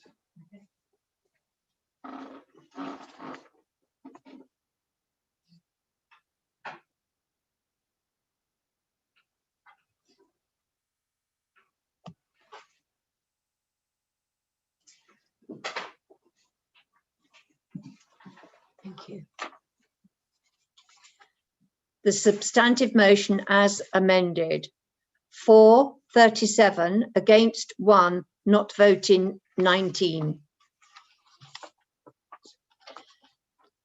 Strategic theme motion. Councillor Holden, please present this motion. Thank you, Madam Mayor. I'm moving this Conservative group motion tonight, calling for more action on tree planting and positive action to improve air quality across Merton. We welcome the topic of climate change coming to full council tonight and note that 2021 will be a big year for climate action and that we are proud the UK government, under our brilliant Prime Minister Boris Johnson, will be hosting the COP26 UN Climate Change Conference in Glasgow. It will be a great opportunity for this country to showcase our global Britain agenda and be a force for good in the world. Now, turning to local matters, this council has just launched its Climate Action Group, and it's been 1.5 years since the declaration of climate emergency. It is, alas, with some disappointment that we note the lack of tangible action by this Labour administration. It was 2 years ago that this council passed a motion requesting action to be done to implement low-emission bus zones in our key town centre locations. So far, there's been no visible action on this front. One of the actions that we proposed and was pleased to see enacted was the anti-idling signs and the adoption of anti-idling enforcement powers. That was almost 3 years ago now, and since then there's been no real attempt to enforce against idling in the key pollution and sensitive hotspots, in particular outside of schools. All we've ended up with instead is school streets which push polluting vehicles and cars and idling into roads that never actually had a problem before. And the residents there are asking us, weren't these schemes supposed to solve the air pollution problem? Good question, I thought. Coupled to this is the choking fumes coming out of the back end of buses sat idling on bus stands in Wimbledon, Rains Park, Morden and Mitcham. We're also seeing heavy and light goods commercial vehicles increasing exponentially in the borough, belching out very large amounts of pollution. And again, nothing has been done to tackle any of this. It is thus no surprise to us on this side of the chamber that residents in Wimbledon and Rains Park feel aggrieved and cheated by this Labour administration, whose only real action so far is to hike up park taxes on cars twice in 2 years. It doesn't have to be this way. This council can and should start positive action to address the problems of air pollution. I'll leave it to Councillor Dean to talk about trees and greenery, as he is by far the most green councillor in this council. To make a real difference, which residents would welcome, I suggest you install more air quality monitoring points, empower our officers to actively target idling cars near schools, tackle the problem of buses and taxi idling by working with our partners at TfL, the bus companies, and the Licensed Taxi Drivers Association. Open dialogue with local companies across Merton to make them aware of the harm their vehicles are causing and how to switch to cleaner powertrains, such as electric or hydrogen. Oh, and whilst we're at it, the council should get its own fleet of vehicles in order too. Therefore, Madam Mayor, I think positive action like this, and not just taxing or banning parked cars, is the right way to go. I move this motion. This is being seconded by Councillor Dean. Yes, Madam Mayor, thank you very much indeed. The council has a duty to deal with the environmental issues that are often of its own creation. The council's climate change plans need effective measures, not today's report, which is sound bites and future possibilities, not action. For currently, this Labour Council is going backwards when it comes to climate mitigation due to its planning policies, which continue to concrete over the borough at an alarming rate. Trees and soil are both disappearing month by month. And this exacerbates both climate change and Merton's poor air quality. It's time for real change, not fake change. And that starts with a change of policy on trees. After all, the greatest mitigation against climate change and toxic air is the widespread planting of new trees and the protection of mature trees. Contrary to the impression Labour politicians give you, since 2010, this Labour Council has not budgeted a single penny for additional trees. It is voluntary groups and external authorities that have funded and planted additional trees. But it's likely there are less trees in the borough today versus 2010. Even now, when Labour councillors claim to be planting trees, that has not been the case. For example, the former council leader bragged on social media about trees being planted without realising that a Conservative councillor worked with the landowner to plant them, with no input at all from his council. Where the Labour Council has been very active is in the sad act of felling trees. The council has massacred 200 mature specimens on their own land recently. Now, volunteers have replanted more than 200 trees to replace them, but these are mere striplings. They're young and they need nourishment for 10 years before they can start to remove pollution and limit climate change. All humans need life-sustaining oxygen, which trees generate.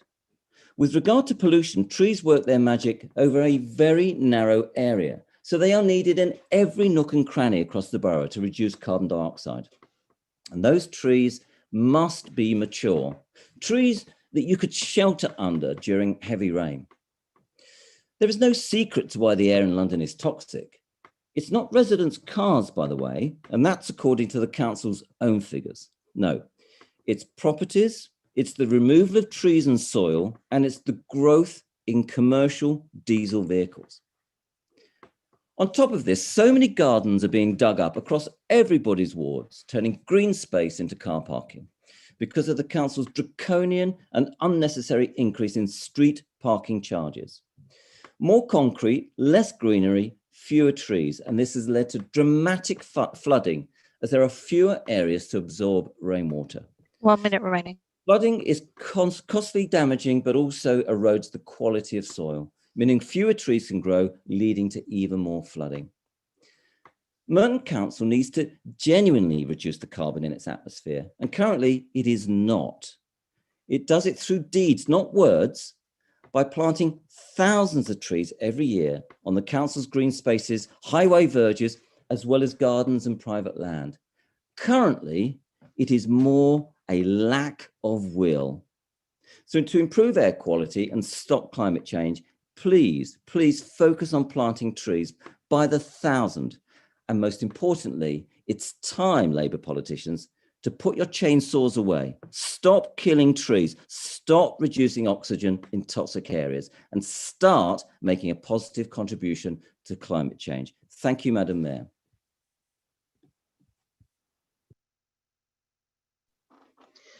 Councillor Lanning, please move your amendment. Thank you, Madam Mayor. Madam Mayor, tackling the climate emergency will be the defining challenge of the next decade. To meet the truly ambitious net zero carbon targets we have set ourselves, 2030 for the council and 2050 for the borough, we need leadership.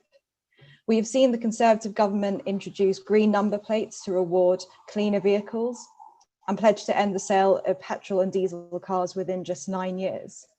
But what kind of leadership should we expect on climate change from the Conservative group in Merton?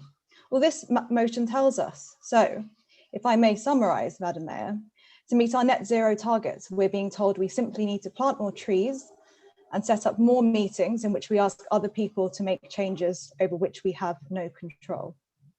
Madam Mayor, the climate emergency demands more than simple solutions. We have to take decisive action now to avoid the potentially irreversible health and environmental damage resulting from climate change. And to do so, Madam Mayor, we must be led by the evidence.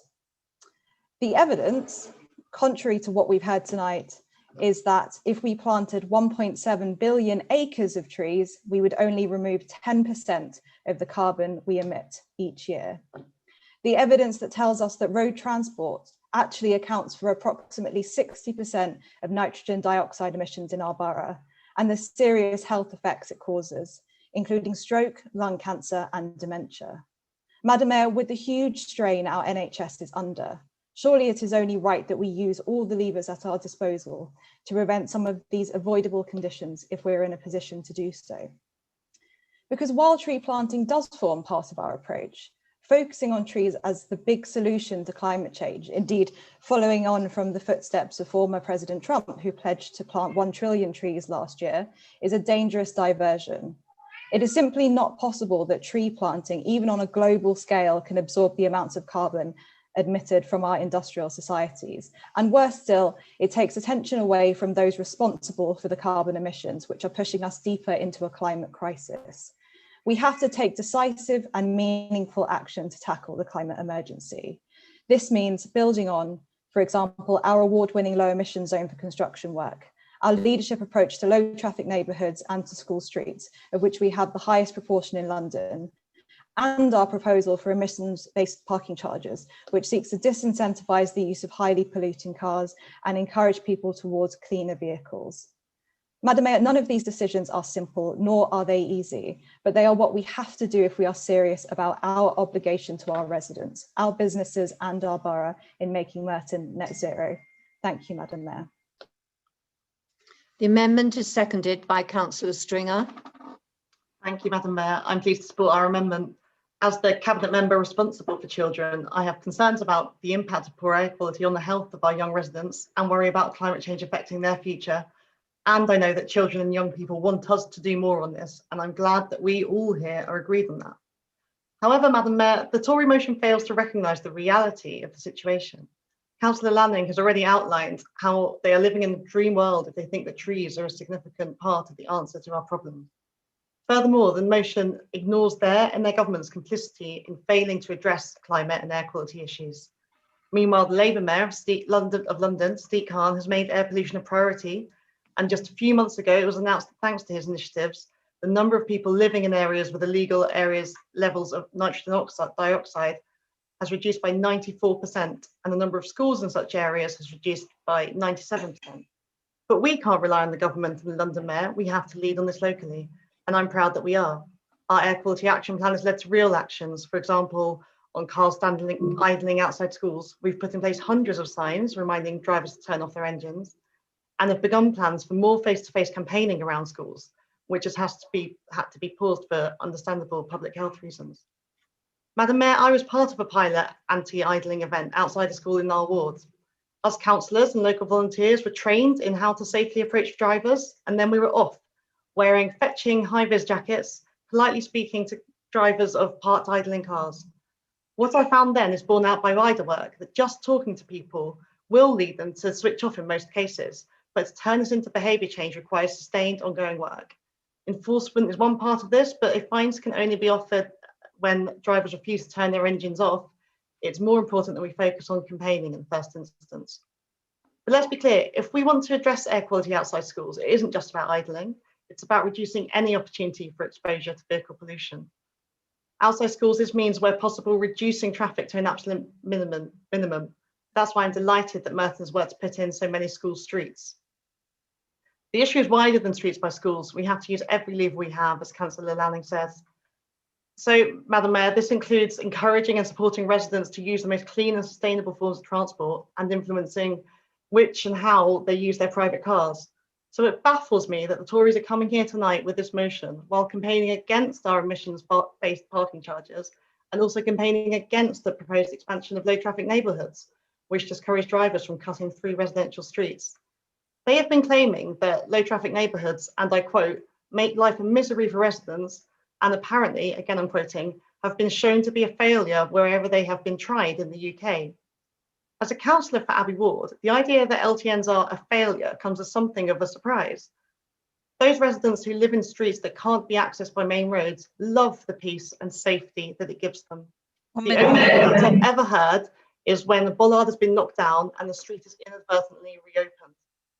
Madam Mayor, we have to use every tool in our toolbox, but we also have to be strategic and evidence-based and focused on those that we think can make the most difference. But it would help if the Tories stopped opposing every policy we enact. Madam Mayor, Councillor McLean earlier claimed, quite inappropriately, I would say, for a council meeting, that it was a lie for Councillor Welton to claim that the Tories are campaigning against existing LTNs. Given that I've already quoted from their own public campaign making clear their complete opposition to LTNs, including those already implemented, I'd like to give people the opportunity to judge for themselves whether this is accurate. I ask you to support our amendment. Thank you very much, Madam Mayor.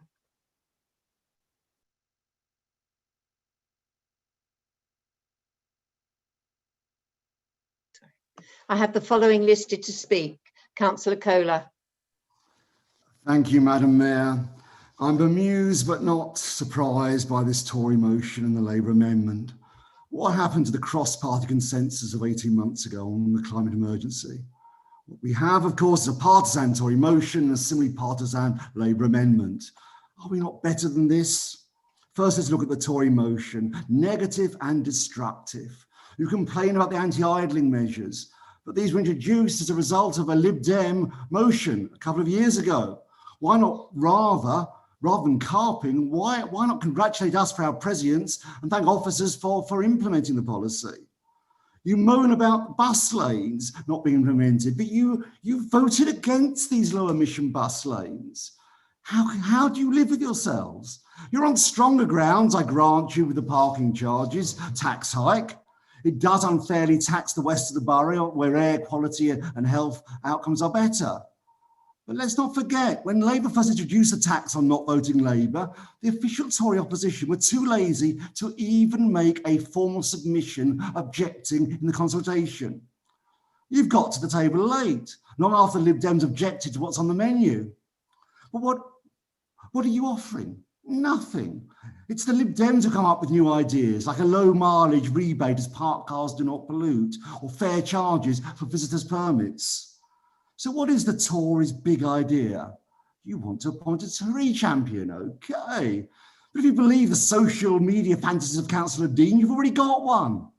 When he's not driving his Tesla or painting his walls with anti-5G paint, he's out there day and night planting a veritable forest on Bushy Road. Sometimes he claims to have planted 100, sometimes 500 trees, depending on where he's posting. Frankly, though, it's not seeing the wood for the trees, but rather you can't see the wood or the trees. There were just 40 saplings on Bushy Road when we checked.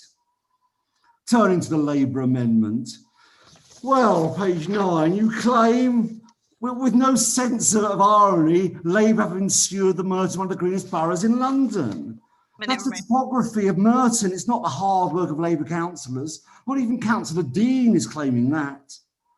As for the hike in parking charges, you tell us it's an inventive step in improving air quality. No, it's not. It's a thinly disguised tax on not voting Labour. This motion and its amendment sum up the problem in Merton. Partisan, unimaginative, lazy.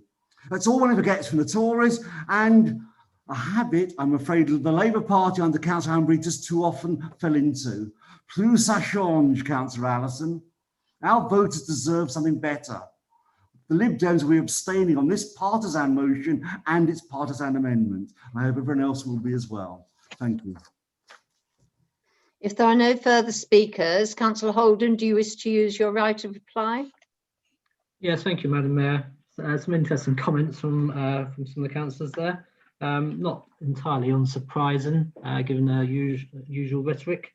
I am perplexed by this ongoing mislabeling of the situation about LTNs. I don't know where the Labour councillors are getting their rhetoric from.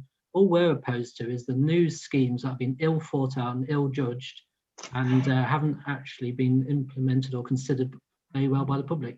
Nobody's ever mentioned any of the long-standing ones that have been in situ for 10 or 20 or 30 years. And if you say to the otherwise, you're just clearly bending the truth somewhat. So I really wish you would stop doing that, because for want of a better phrase, lies are not the right way to go.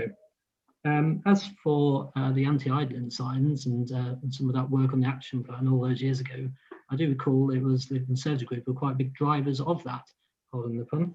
But we would actually like to see some positive enforcement and campaigns, as Councillor Springer mentioned. 1 minute. And we, as soon as we can, we want to see more of that. That's what residents demand, that they actually want to see action on moving and polluting vehicles, not on parked vehicles. And if it was such an innovative idea, like you're proposing your tax, you would actually tax everybody everywhere. You wouldn't just happen to tax those who live in Wimbledon Rains Park and by pure coincidence who don't vote Labour. So we're not going to take any lessons from Labour on that until they come up with a sensible scheme. And their own mayor has been done in the High Court. So I don't know why you're praising him, because he's been found wanting and there's legal action all over the place against him. So we'll be voting against your amendment, and I hope everybody else does as well. I now call for a vote on the Labour amendment. Members, please select on your screens either for, against or not voting.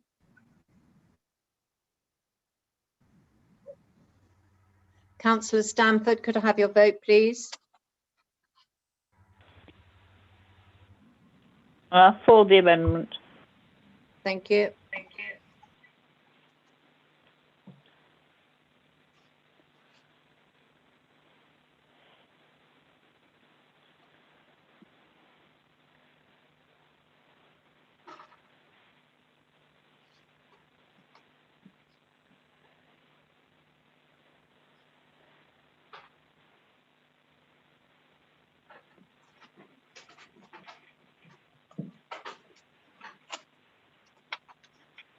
The voting for the Labour amendment: for 31, against 18, not voting 9.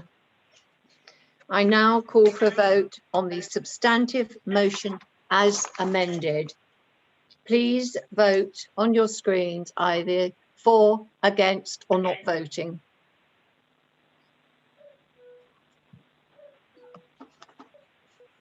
Councillor Stamford, could I have your vote, please? For. Thank you.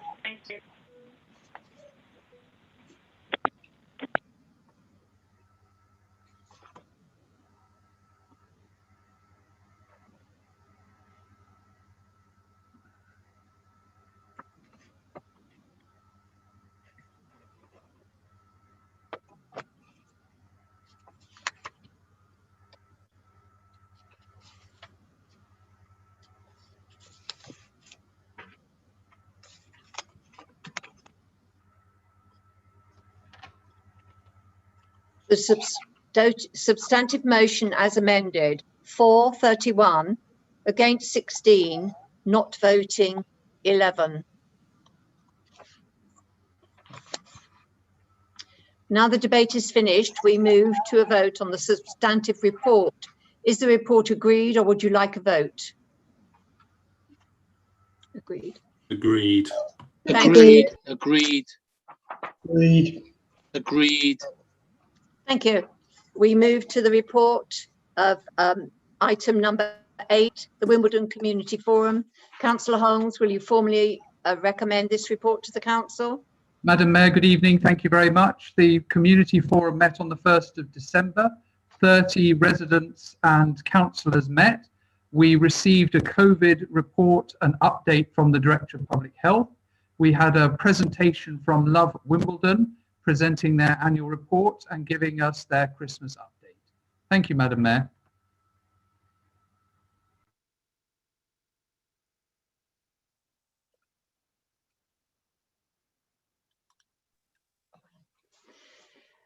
Item number 9, Rains Park Community Forum. Councillor Adam Bush, will you formally recommend this report to the council? Good evening, Madam Mayor. The Rains Park Community Forum was attended well via Zoom. We had the initial results from the emission-based parking charges. We also had the Head of Strategic Commission giving an update on COVID, followed by an update from the Assembly Member, Leona Cooper. Thank you, Madam Mayor. Thank you. The Liberal Democrat motion. Councillor Bakuri, please move your motion. Madam Mayor, none of us will forget the images of the devastating Grenfell fire. It was Ramadan and we were up for early prayers, and I started getting messages from friends who were watching the fire in fear, watching bodies fall and hearing the screams.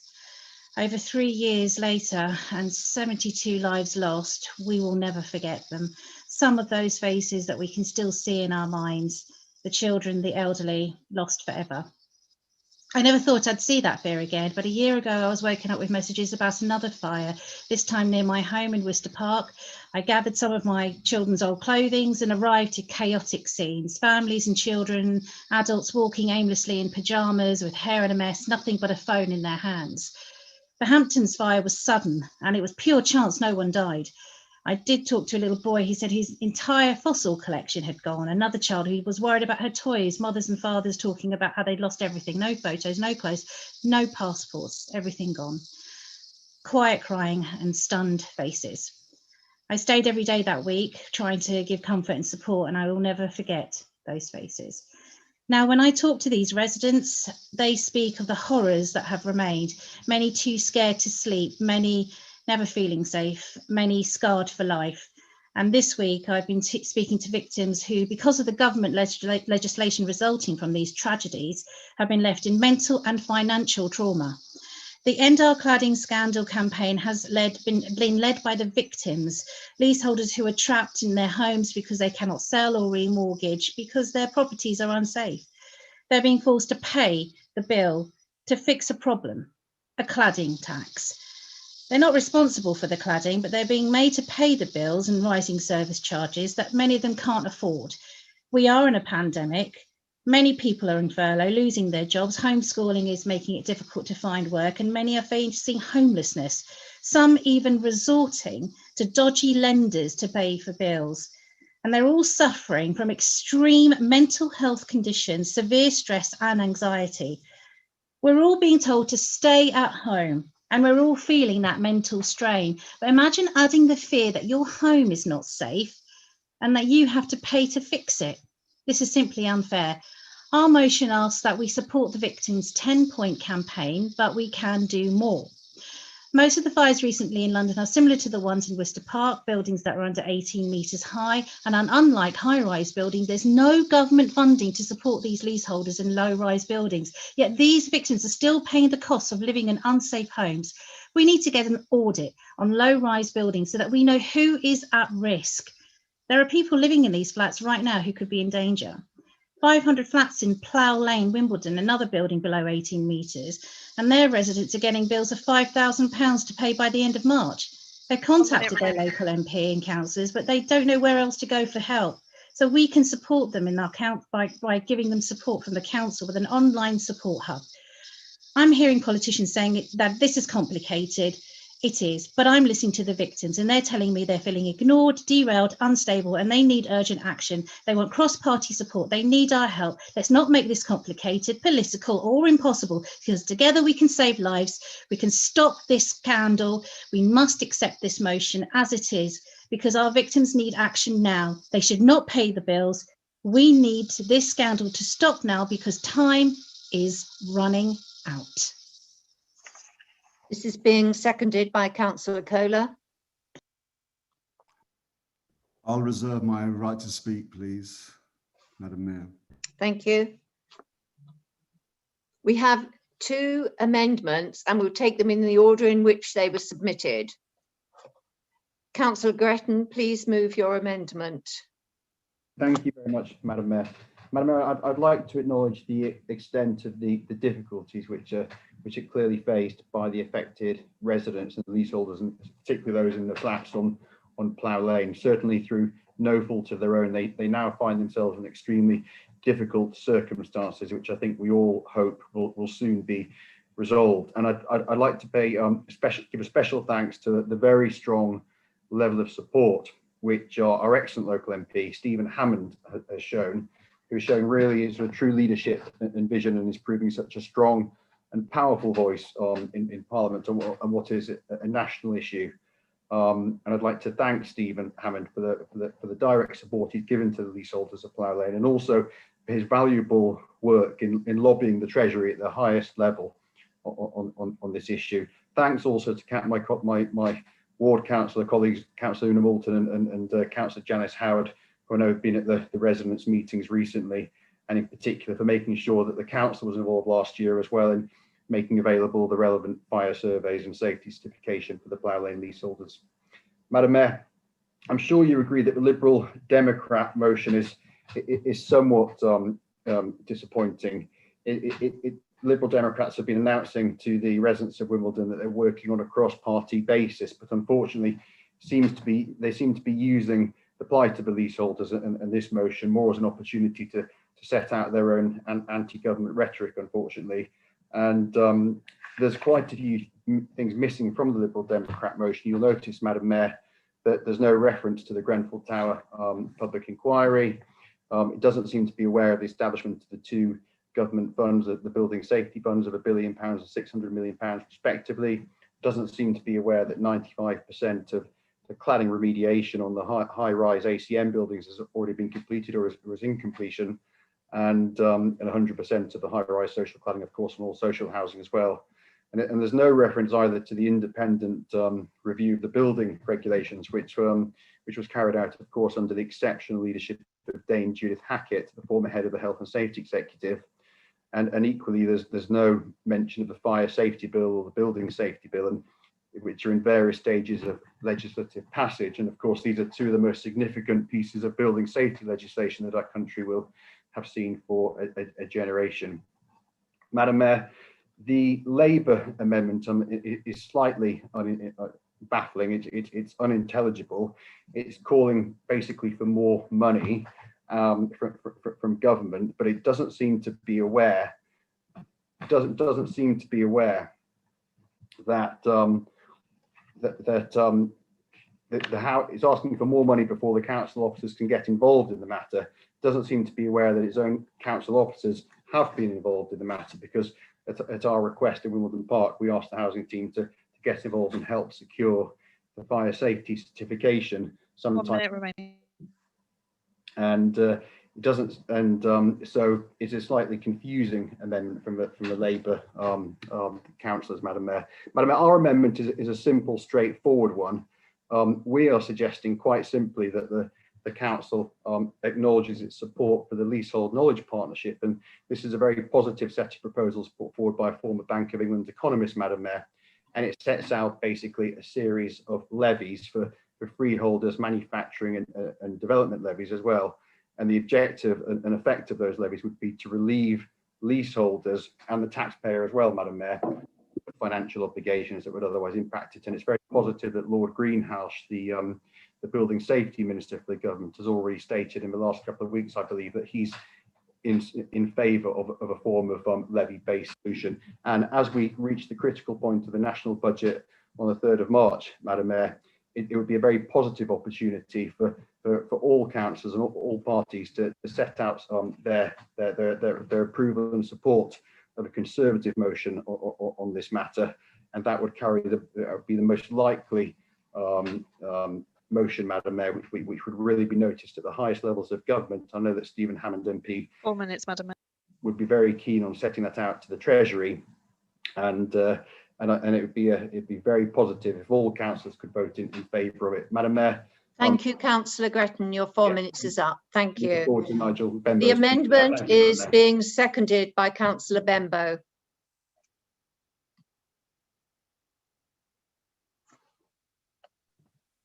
Okay. Oh, I see. Change. All right. Thank you. Thank you, Madam Mayor. I wish to second Councillor question amendment to the cladding motion, but will the Lipton priority to hold Labour administration accountable for their failures. Madam Mayor, this is meant to be a cross-party support on this terrible tragedy, and my thoughts and prayers are still with those who died and lives affected. Our MP Stephen Hammond showed super support for the impacted least holders in Wimbledon who are concerned about replacing dangerous cladding on their block. He has written to the executive of Merchant Council to ask for assurance that tall buildings in Merchant are safe and no vulnerable are trapped in any potential fire. He has also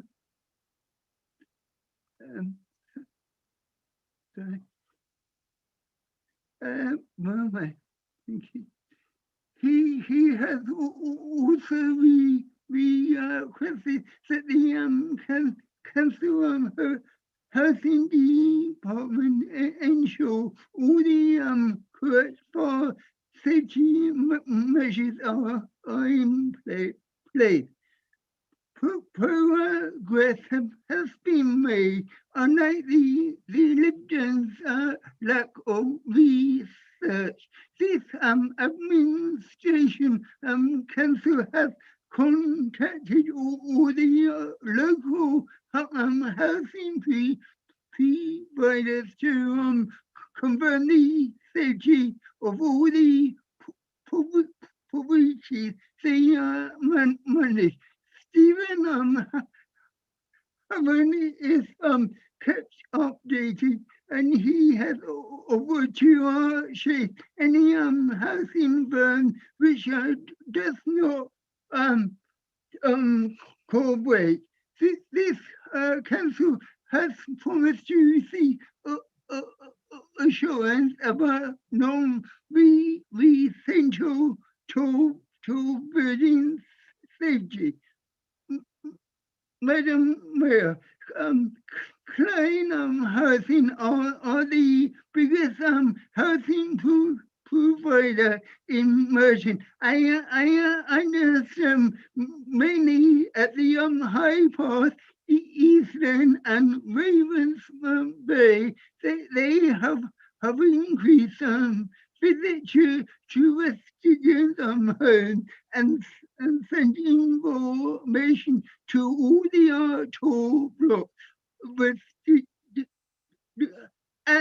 and arrange for 24 hours security in the blocks over 10-story high. They're also installed for safety doors. This council is shaking with the tall block building have complied with recent file orders of work required burning and inspection and identifying all tall block buildings and all managed by private housing groups and conducting of our safety review of all buildings. The government has set up a checking procedure requiring all tall building cladding materials to be reviewed. This applies to all buildings 6 stories and over with ACM cladding. In all categories, owners must take samples from any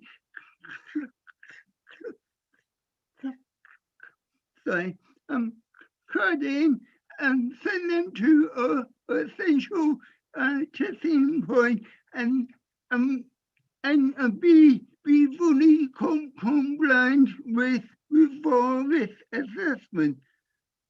Madam Mayor, Stephen Hammond has been in our church with several leaseholders concerned about replacing dangerous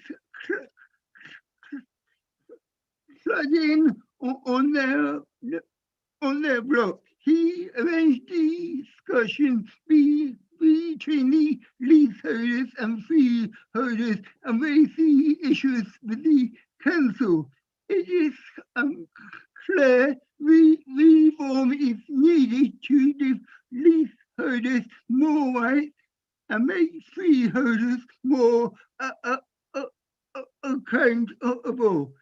The financial and emotional toll the cladding issue is having on many residents is understandable. They are either in limbo, unable to sell or remortgage their property, and also they live in fear by not knowing if their own homes are safe.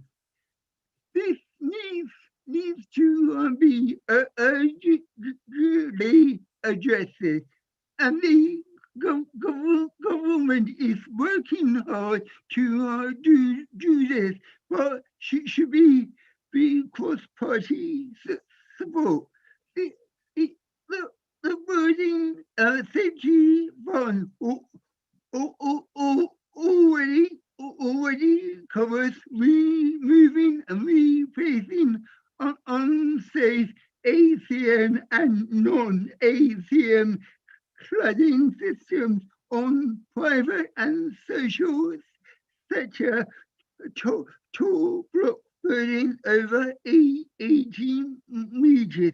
This reflects the forest that certain cladding products pose at that height. Madam Mayor, building owners must be responsible for their building safety, and they should do all they can do to protect leaseholders from the burden of additional costs. Leaseholders can assess support by contacting the Leaseholders Advisory Service, which provide independent-free advice. We hope the government now completes its work to bring about a solution that will protect our leaseholders. Madam Mayor, the for safety bill is now progress in Parliament, paving the way for more accountability from building owners and enforcement from fire and rescue authority to hold responsible owners to account. The council will continue to work closely with fire and rescue colleagues to prioritize and conduct checks based on local circumstances. Madam Mayor, this is a crucial point about flooding and the burden to some leaseholders is a problem that needs to be monitored. This government is getting on with it, and 95% of tall blocks buildings with unsafe ACM cladding have been at work is either underway. They are all already completed or underway to remove that cladding. The government are working to clear the backlog. I repeat that no leaseholders should have to pay for the burden cost. That is no fault of their own. There is already £1.6 billion of funding available. Building safety fund to cover expenses in tall block buildings. And we await news from the government on further steps it is taking to help protect our leaseholders. My fellow colleagues, I would urge you all to support Councillor Regeneration motion. Thank you, Madam Mayor. Thank you.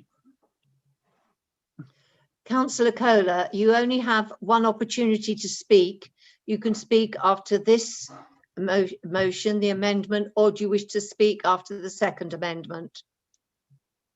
I'll speak after the second amendment, please, Madam Mayor. Thank you. As there are no further speakers, Councillor Bakari, would you like to use your right of reply? Sorry.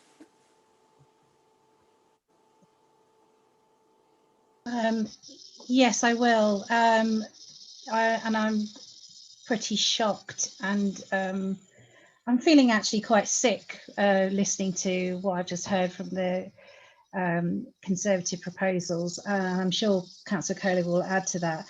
As the residents that I've been talking to and the Conservative councillors here should know, that the 1.6 billion funding doesn't cover enough, and not to mention the fact that there are bills already rising right now for these people who are suffering at home right now listening to this. The ACM 95% of the underway that you refer to, Councillor Benbow, it actually just includes like one piece of cladding that could be removed. It doesn't actually cover enough again. The fact that Stephen Hammond, yes, has approached the Plough Lane residents, brilliant, and has formally supported the campaign. Why not then do the Conservative councillors support the campaign? Yes, you commend the Leasehold Knowledge Partnership, LKP, but they're actually part of the End of Scandal campaign group. So again, confused by your words and what you're saying. I'm just going to leave it at this. You haven't listened to the victims, you haven't listened to the residents. They are sitting at home right now in fear, and you are playing games. You could have simply just supported this motion.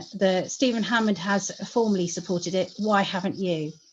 And I'm disappointed that the Conservative government weren't there at the debate. That was their chance in Parliament to show their concern and show their support to the residents. They weren't there. They were missing in action. And that's what the residents are looking at. That's what they're seeing. They want to see cross-party support. You must give them that. We will give it to you when you bring in your amendments, because we want this to end. That's all we want. This scandal must come to an end. And I'm sure Paul Kohler will add to my utter disappointment with what the Conservatives have just said. Utterly, utterly disappointed. I will now call for a vote on the Conservative amendment. Please select on your screens either for, against, or not voting. Councillor Stanford, could I have your vote, please? Against.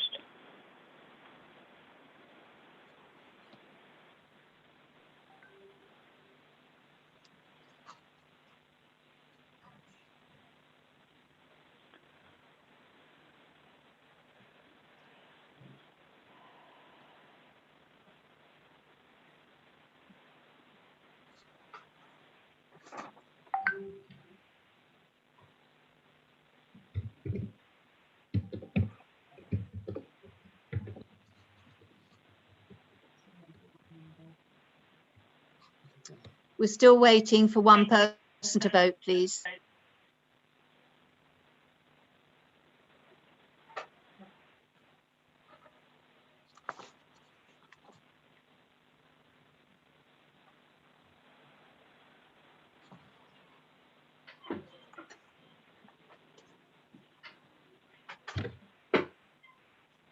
The Conservative amendment, for 17, against 38, not voting 2.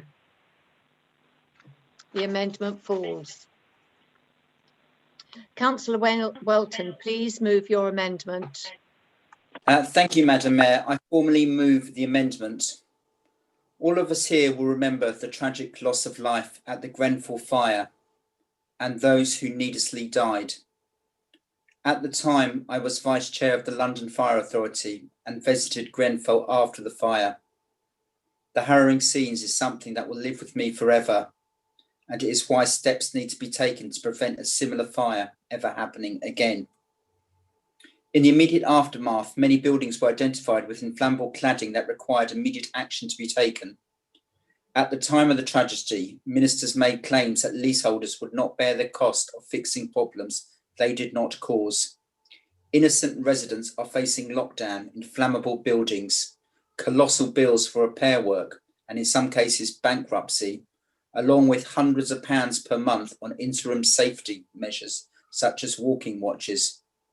It is now estimated to affect millions of homes and as much as 16% of Britain's housing stock, with the bill estimated for the removal of unsafe cladding up to £15 billion. Sadly, like many other issues, the government response has been pitiful by providing just a £1.6 billion building safety fund to help with the cost of removing cladding, and floating the ideas of building owners taking out long-term loans, and also their refusal to support amendments to the fire safety bill, even moved by a Tory MP, Stephen McPartland. I hope Stephen Hammond will have the decency to vote for the amendment that his government opposes. This fund will only cover buildings at least 18 metres tall, and leaseholders are likely to pay for years to come. It will also not apply to buildings like Cork House in Plough Lane. What has happened to leaseholders there has been scandalous, and I know from myself from meeting with those residents the pain and anguish that has been caused by facing Section 20 notices to rectify their cladding. It is not their fault they live in unsafe buildings, and to seek to charge them for their misfortune is something which cannot be acceptable. The onus should be placed on the freehold owners of these buildings and developers to foot the bill. And if the developers have gone bust, then it should be the government that steps in. We see daily on TV the anguish it's causing to people, and has even caught the eye of the Daily Mail. And I find myself in rare agreement on their campaign to correct this injustice. Turning to the Lib Dem motion, I fully agree with the 10 pledges of the End the Cladding Scandal campaign. And I am sad that the Conservative opposition have failed to support even the most basic of asks. Sadly, like the Tories in Parliament, they are running away by failing to support real action. We have put these amendments as whilst we agree with the sentiment of the Lib Dem motion, and I would like to thank Councillor Bakari and Councillor Kohler. If they were to be implemented, we would need additional resources given the financial implications. Unless government incorporate this in legislation, we would find it difficult to engage with non-cooperative owners and managers. Any enforcement could be subject to appeal, which we could potentially lose. In terms of the audit, we do have enforcement powers under the 2004 Housing Act if properties are found to have Category 1 hazards due to their cladding, and we can serve notices which have to be enforced either by prosecution or works in default. Prosecutions will shame the owners, but the cladding will remain, and for it to remove, the cost could still fall upon the tenants unless the government provide that support. I would also like to take this opportunity of thanking all the council officers in Merton for their work on this area, carrying out checks and giving advice to tenants and leaseholders. To conclude, as Housing Cabinet on Merton, I would urge the council to support the motion as amended. It is time to remedy this fundamental unfairness, and I urge council to support and ensure that tenants who face financial ruin are given that support. It's the least we can do. Thank you, Madam Mayor. The amendment is seconded by Councillor Pritchard. Thank you, Madam Mayor. I'm delighted to have the opportunity to speak on this issue, and I thank Councillors Cole and Bakari for bringing forward this motion.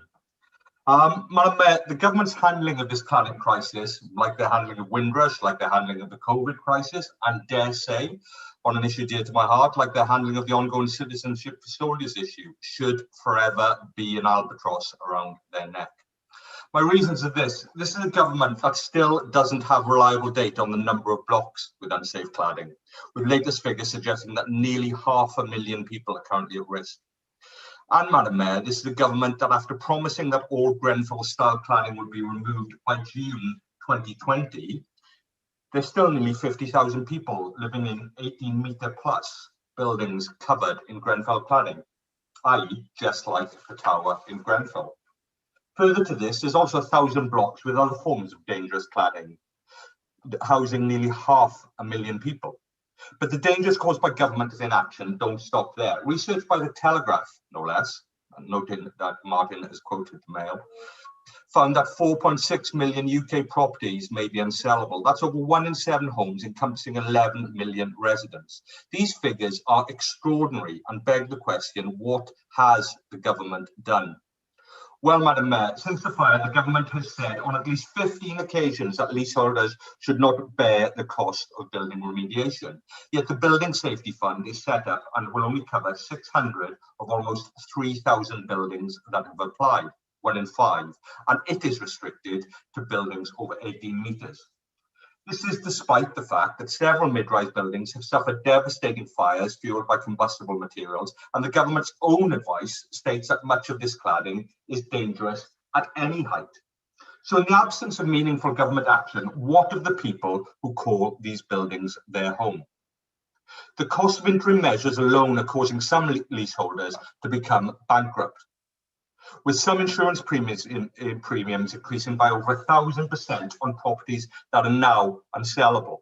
Residents in over 700 buildings across England are paying nearly 200 million a year to fund waiting watches while waiting for government promises to be filled. That means paying for people to stay awake so they don't burn to death while they sleep. Madam Mayor, everywhere I look, the numbers involved with this scandal are truly staggering. So let me conclude by reiterating what previous speakers have made clear. 3.5 years on from the tragic fire at Grenfell Tower, the government's handling of the cladding crisis has been nothing short of shameful. Repeated promises from ministers that cladding remediation costs would not be passed on to leaseholders have been broken time and again. And just like with COVID, the government has been slow to deal with a crisis that disproportionately affects the poor. On Monday in the House of Commons, the Liberal Democrats supported a Labour motion calling on the government to urgently establish the extent of dangerous cladding and prioritise buildings according to risk, to provide upfront funding to ensure cladding remediation can start immediately, and to protect leaseholders and taxpayers from the cost by pursuing those responsible for the cladding crisis. One would think there's nothing controversial there, but the Tories didn't even turn up. So, Madam Mayor, whilst I'm delighted to see that they've bothered to dial in this evening, when I look at their wrecking amendment, I do wonder why. Madam Mayor, I support the Labour amendment to this motion and ask everyone in Council to do the same. Thank you. Councillor Kohler, do you wish to speak now? Thank you, Madam Mayor. Grenfell shamed this country. All of us in local government owe it to all those who died and suffered to never let it happen again. That's why the Lib Dems have been campaigning on this issue for so long. Too many tenants and leaseholders are trapped in flats that are unsafe, unsellable, unmortgageable, and unaffordable. It's causing huge mental anguish to so many of our residents. The danger, the costs of waking watches, remedial work, insurance premiums, surveys. What's the government response, Councillor Gretton? The government response has been described by one Tory MP in the Times. When I got it when you were speaking, I was so amazed by what you said. One Tory MP described it as incompetent. They've offered to pay 1.6 billion to solve a problem that is at least 10 times that amount. Now, I'd like to thank Labour for the constructive approach they've taken to our motion. If you notice, neither the Labour motion nor Labour amendment nor our motion makes any mention of our respective parties. The fact that Lib Dems have been working so hard on this, that Labour produced a debate on Monday. We make no mention of that because we weren't trying to make partisan points. And we're very happy with the first Labour amendment, the first paragraph 4, note 4, which captures the unity amongst opposition parties in Monday's debate. We do, however, disagree with the rest of their amendment. For all we are doing, and we try not to push the council to do things it can't afford, all we are doing in our amendment is to do what Labour suggested the Merton Park Independents do, use existing resources. You don't need extra government resources to include flats under 18 metres in our current spreadsheet and audit. You don't need extra government resources to add pages to the website, giving a hub for residents. Yes, you're right, as you say in paragraph 3, that's more than neighbouring boroughs are doing, but great. Let Merton lead the way on this, do what it can do. Turning now to the Tory amendment. So partisan, so pathetic. I don't know how you live with yourselves. You've spent the time simply supporting Stephen Hammond. It's incredible. You rave about the 1.6 billion, which is tenfold too little. You then commend the bill. It's a terrible bill. Even the ultra loyal Stephen Hammond, who wouldn't vote against the government on free school meals, even he has signed the amendment. How can you rave about the bill? Now, that's all I was going to say about Stephen Hammond, but you've gone on and on and on about it, as paragraph 4 says. You praise his work and contributions. For whom? On the day Stephen Hammond was censored for taking a job without permission in breach of the ministerial code, he simply announced he had another job. He neither spoke nor voted in Monday's debate. As always with Stephen, he talks to residents about what he's going to do, but does nothing in Parliament. Yet again, that strong voice is mute when it comes to actually speaking up for the constituents within the House of Commons. As for the Tory amendment, it just gets worse. You attack, or you say you won't support the 10 pledges from the campaign group. Which ones do you not object? Which ones do you object to? Is it the fact the government should provide the money up front, seek to recover it from responsible parties? Is it the fact the government must lead an urgent national effort to remove all dangerous cladding from buildings? Is it the fact you don't agree the government should cover the cost of interim safety measures? Is it the fact you don't think the government should act as insurer of last resort? Is it the fact you don't think mental health support should be given to affected residents? What exactly in this do you object to? The reason is, we all know, you simply cannot bring yourself to criticise your government because of the belief that HQ are watching and might mark you down against it. 4 minutes, Madam Mayor. Thank you, Councillor Kohler. I will now call for a vote on the Labour amendment. Members, please select on your screens either voting for, against or not voting. Councillor Stamford, could I have your vote, please? For. Thank you.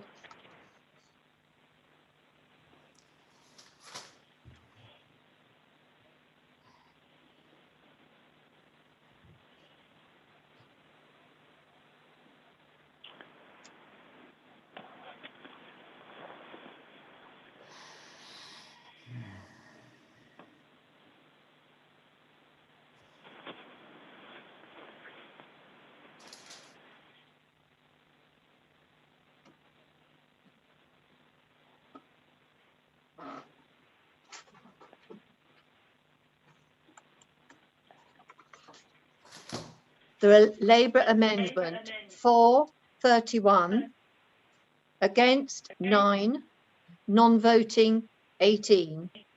The Labour amendment stands. I now call for a vote on the substantive motion as amended. Could I just say, Councillor Stamford, could you turn your phone off because it creates the echo? Thank you. So if you can vote for the substantive motion as amended, for, against or not voting. Councillor Stamford, could I have your vote, please? For. Thank you.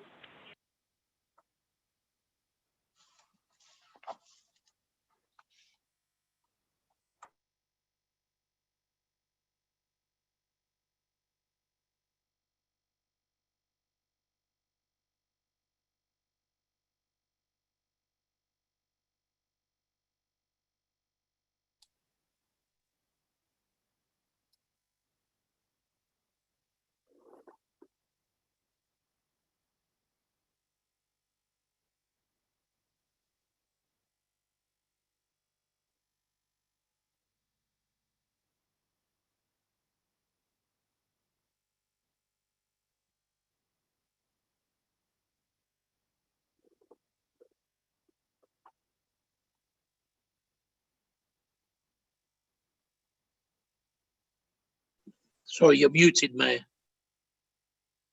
Unfortunately, I have to keep, sorry, could I have that back? Thank you. Sorry. Substantive motion as amended, for 37, against 2, not voting 19. Agenda item 11, Councillor McLean, please move your motion. Thank you, Madam Mayor. Madam Mayor, over a decade ago, the public showed its support for modern regeneration in the more modern consultation. To date, the Labour-led Merton Council has failed to deliver on the aspirations of local residents. And now residents are right to question whether modern regeneration will ever be delivered or even started under a Labour-led Merton Council. Years go by, election promises are made, and nothing is delivered. Where is the political determination to deliver for the residents who live near or travel through Morden? Because that is what's needed and is what's sadly lacking. And Madam Mayor, things will be no different with Councillor Allison as leader. As Cabinet Member for Finance for the last 10 years, he should have been driving forward the regeneration of Morden, The economic and social gains for Merton residents, clearly obvious. But 10 years on and no progress. But as we've heard so often before from Councillor Allison and the predictability of their amendment tonight, it is of course someone else's fault. Merton Labour have been the administration for 10 years, but take no responsibility. What an object of ridicule they have become. Madam Mayor, I ask this question. Is modern regeneration a priority for Merton Labour? For if it was, then surely they should have submitted a bid to the Future High Streets Fund, but they did not. They submitted a bid for Merton High Street and Mitcham Town Centre, but not Morden. Unlike our neighbours in Wandsworth Council who are awarded £1 million and Sutton Council who are awarded a staggering £11 million, Merton bids were unsuccessful. Yet again, Merton residents miss out. And let's turn our attention to the £42 million that the then Mayor of London, Boris Johnson, set aside to kickstart the regeneration in 2015. What happened to that funding? Or the 54.5 million from the GLA Property Fund that has now been taken off the table due to the weakened fund financial position caused by this dreadful pandemic. And that goes to the heart of the matter. This Labour-led administration is complacent, incapable of decisive or imaginative thinking. Madam Mayor, the Conservative group understands the office's frustration. Large-scale grant funding offered and then missed because events are constantly allowed to overtake this plodding administration. If money is on the table, move quickly, because if you don't, it will find a new home. Madam Mayor, this administration has poor judgment. There is not a bank or development partner who cannot be accessed via the City of London. So why did Merton Labour waste public funds on going to Cannes in France to attend the MIPIM conference in 2019? Or the commercial disaster that is Momentum Development Company? How can the council own land, obtain planning permission, and make a book loss of £200,000? What an achievement. Whether it be in modern regeneration or the health provision of the borough, Merton Labour seem more interested in spending public funds trying to block regeneration than delivering it. Madam Mayor, this motion seeks to engage in an honest debate about the Labour-led administration's failures and to finally inject some urgency and competence in the regeneration of Morden and to deliver for our residents. Thank you.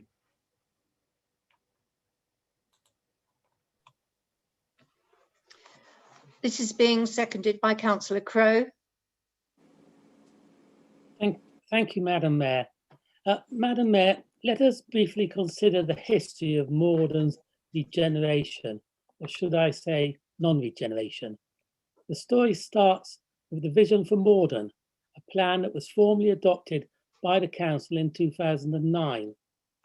At that time, the future for Morden looked bright.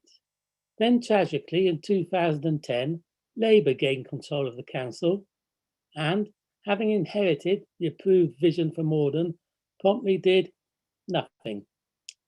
Nothing, that is, until 2013, when Labour launched the Morden Station consultation. Subsequently, very little happened until 2015, when Labour launched another consultation. Then, very little happened until 2019, when Labour launched yet another consultation. The end result, 3 consultations in 10 years, but no real progress. Madam Mayor, I feel sorry for council officers. They have been unsupported by Labour councillors who have failed to provide the necessary political leadership. Although council officers have been unsupported, it is of course residents who have been betrayed by Labour councillors who lack vision, initiative and energy. Indeed, the same lack of vision and commitment was on show last month when Labour decided to close down Momentum Development Limited. Madam Mayor, as you know, Momentum was set up in 2017 with the intention of building 77 new homes. Incredibly, last month, the Overview and Scrutiny Commission was told that the financial reward from building 77 homes did not justify the risk. And so, despite the council owning the land, Morantum having planning permission, it's game over.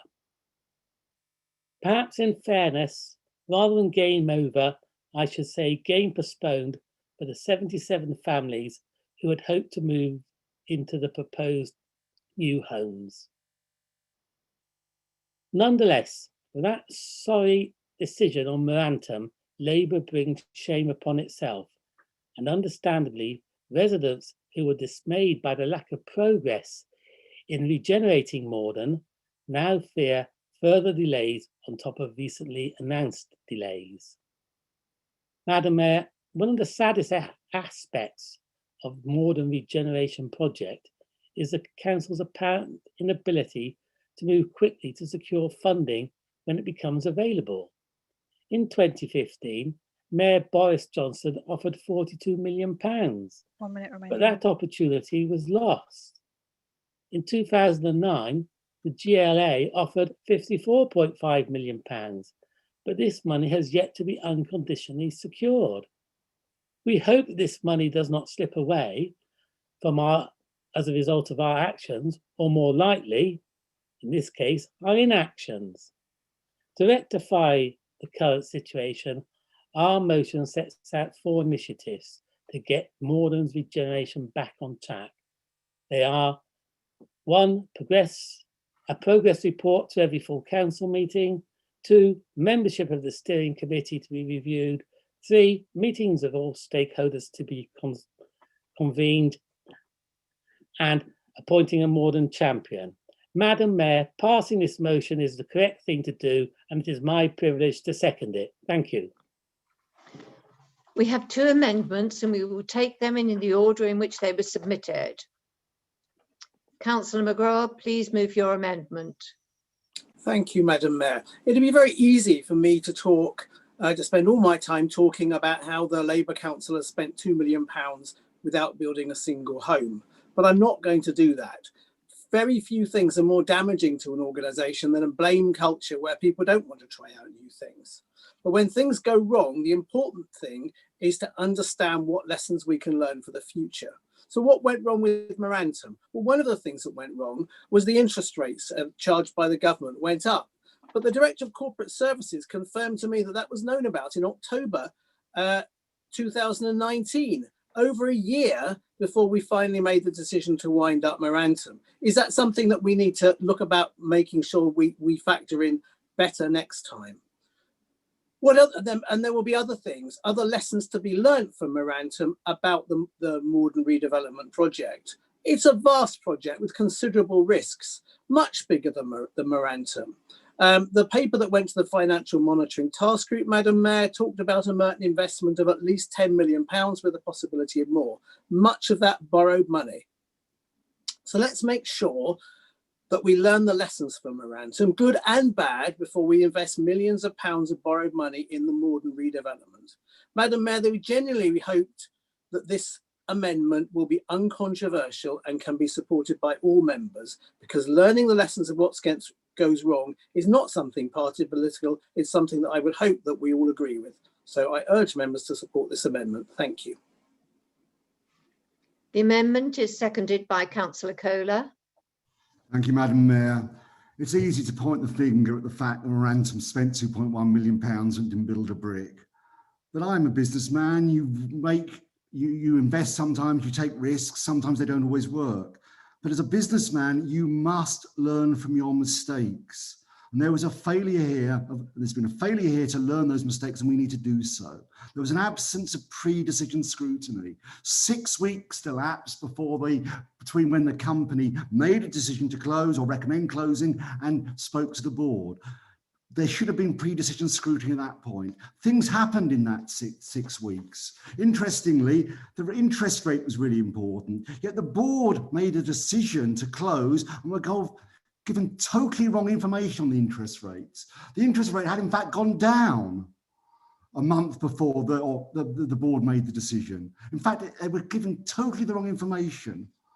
Equally, the There was hardly any discussion about the decision. The Tories asked for disclosure of the emails written about the matter. There are 18. Believe it or not, 6 of those were written by me. Most of the others were people answering my questions. Why was there not a proper discussion within the council about what was happening?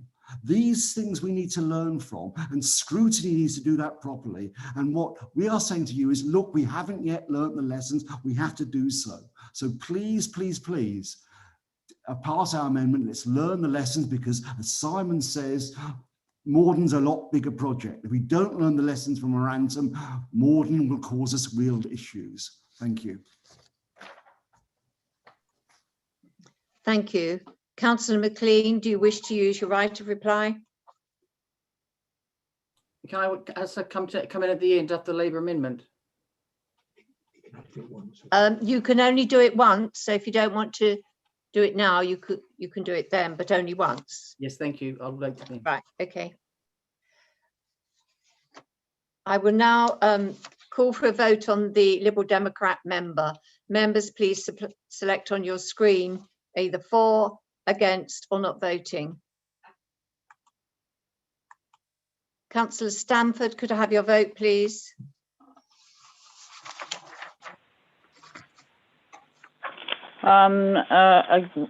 This is the it's the Lib on Dem the Liberal amendment. Democrat amendment. Yeah, got it. Right. Yes, against. Okay, thank you.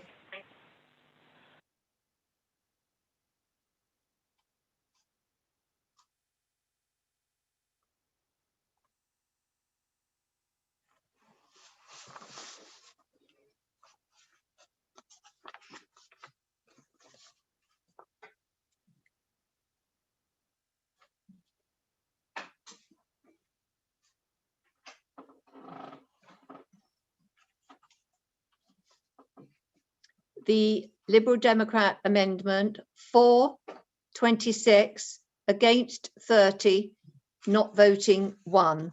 The amendment falls. If I can just point out to you now, it's almost 10 o'clock and the guillotine will fall at 10:15. And at this stage, if you agree with that, the meeting will stop there, or we can extend the guillotine to 10:30. And most things will just go through on a vote. On your screen, could you either vote for, against, or not voting? For the extension.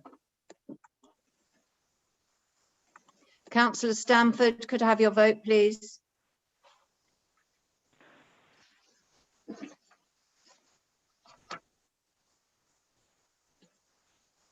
Councillor Stamford, could I have your vote, please? It's all right. They keep turning me off. Yeah. Are you with me? This is the extension. Okay. 4. Thank you.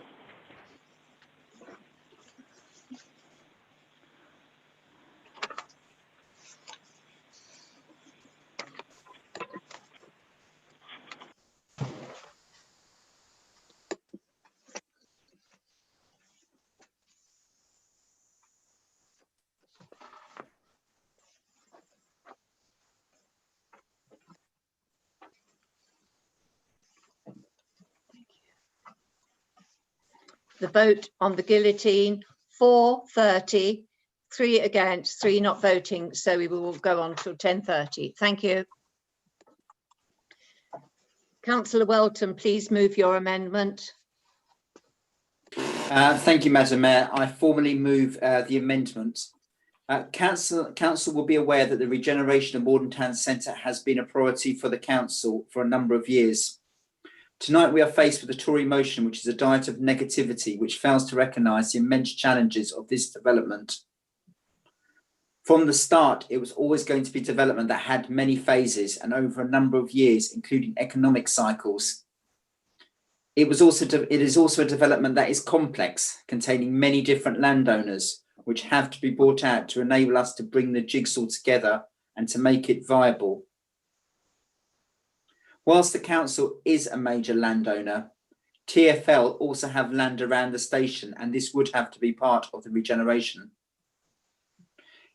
It is also a scheme that does not have large parcels of land ready to be developed straight away.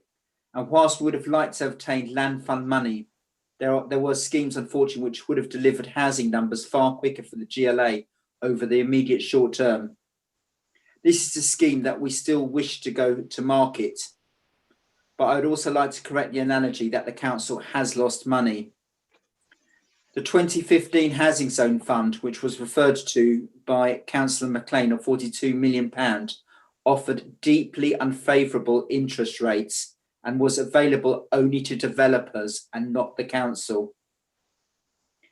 As all of us are aware, the coronavirus has also impacted on the delivery timetable, with TfL staff working on the regeneration of Morden being placed on furlough, and the priorities of the GLA staff being rightfully redirected to dealing with the pandemic.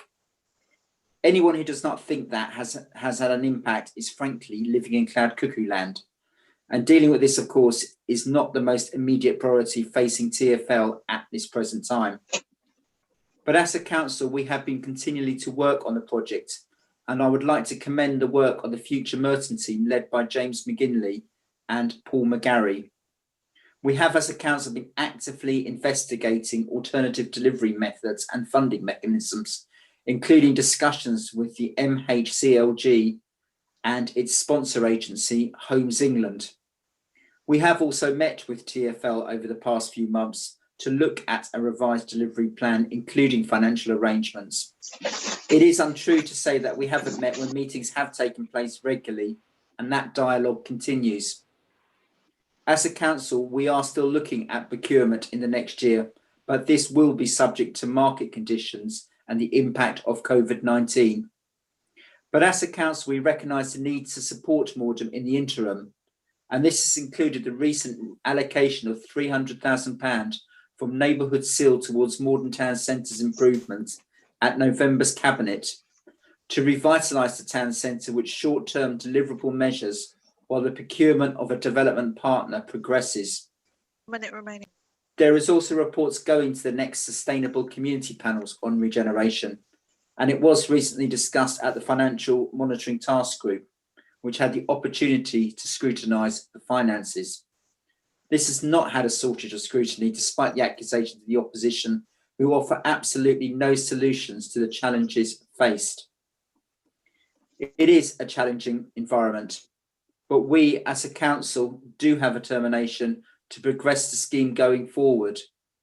And I would also like to add, in terms of the Future High Streets Fund, Morden would not have met the criteria, despite what Councillor McCain said. I would like to ask Council to support this motion as amended by the Labour Group. It is a challenging time, but this is something we are committed to doing. Thank you, Madam Mayor. Amendment is seconded by Councillor Draper. Thank you very much, Madam Mayor. I second this Labour amendment. I have to confess I'm very sad about speaking tonight, first for the reasons that the leader gave earlier, and I'd like to thank you, Mark, for that, and to all those who've offered their sympathy to me today. But second of all, because this is just another transparently pointless and vicious motion. Madam Mayor, when I was a small boy, I watched with despair other small boys pull the wings and legs off insects and then mock the insects for their disability. And I asked grown-ups about it, and I was told that the boys would grow out of it. Madam Mayor, this motion suggests that some of those boys didn't grow out of it. How easy it is to blame this administration for not getting a regeneration grant for Morden when their masters in government decided that Morden wasn't entitled to it because of the parameters they set. How easy to blame it for not claiming from a fund that was only available to developers. How easy to denigrate an initiative to raise Morden's profile at an international conference as a waste of money. You can hear them, Madam Mayor, mocking as they pull the wings off us insects, just as their masters in Downing Street have mocked while refusing to properly fund TfL against the effects of coronavirus. And that's all there is in this motion, mocking nastiness. And the sadness is, Madam Mayor, that with the connections and the influence and the brains that they have, because nasty doesn't necessarily mean stupid, and some of them aren't even nasty. They could actually work with us to make Morden better, because I want Morden to be better. I'm a Morden councillor. Sit down with us, sit down with me, and without giggling, without mocking, tell us how you can help. Not with hidebound bureaucracy like in the motion, not with redoing things that have already been done like in the motion, but with worthwhile, practical suggestions. As the motion points out, the public have wanted this for years, long before the banks selling subprime mortgages and causing a worldwide crisis cast this and so many other similar British projects adrift. It's a rough time now, even worse than 2008, and it looks like Brexit is going to make it rougher still. It's going to take a hell of a long time to recover, for schools, for businesses, for the council, for the government. But I think that this council has shown over the past few years that it has the guts to regenerate, which is how it's managed its school expansions, its new library, its leisure centre, and bringing football back to Wimbledon. Now, if you genuinely want to regenerate Morden, look to what we've done already. Join us in celebrating that achievement and help us to achieve more. If you just want to pointlessly put the boot in, well, go ahead. I'm proud to second this amendment, Madam Mayor, and thank you for letting me speak. If there are no further speakers, Councillor McLean, do you wish to use your right of reply? Yes, thank you, Madam Mayor. I'll start by addressing the nonsense that has just come out of Councillor Draper, even by his standards, surprising. If you want to look at the leisure centre they like to champion, years late, £1 million over budget. The Harris Academy, built by someone else, all they had to do was pick the site. They got it wrong. They mentioned Homes England, absolutely, but that's an initiative now coming from the Secretary of State, Robert Gentry, to create a development corporation, which will be very, very successful and in pushing matters forward. To the bid, I'm surprised by Councillor Welton. Investment in physical infrastructure, acquisition and assembly of land, including making improvements to the public realm, improvements to the transport access, traffic flows and circulation in the area, supporting change and using including where appropriate housing delivery and intensification, supporting adaptation of the high street in response to changing technology. That, Madam Mayor, is the criteria for the bid. How is that not Morden? And in correspondence, that is not what I was told. We talk about strategic errors. In a meeting with Councillor Welton, it was explained to me that they tried to seek development partners before securing the land parcels. What development partner would be interested in that? They then tried to secure a development partner, focusing on housing, as important that is, without understanding the importance to the developer for the stickiness of the regeneration of the town centre. Strategic errors that you told me had cost you 18 months in time. So, Councillor Draper, you can sit there and you can come up with your ridiculous analogies, but the fact of the matter is that you have not delivered over all these years, and your bizarre amendment highlights the pitiful achievements for 10 years. So, you do break promises. I'm not convinced Morden is a priority. And what we need to do is to change this administration. And in 2022, we hope to do that, and we will push this development forward. Thank you. I will now call for a vote on the Labour amendment. Members, please select on your screens either for, against, or not voting. Councillor Stamford, could I have your vote, please? For. Thank you. Sorry, could I also, I had an error on my pop-up. Could I change that to against? Councillor Bush. Yeah, Councillor Omar Bush. Yeah. And You want to make your vote? Against. There was against, thank you. Yeah, thank you.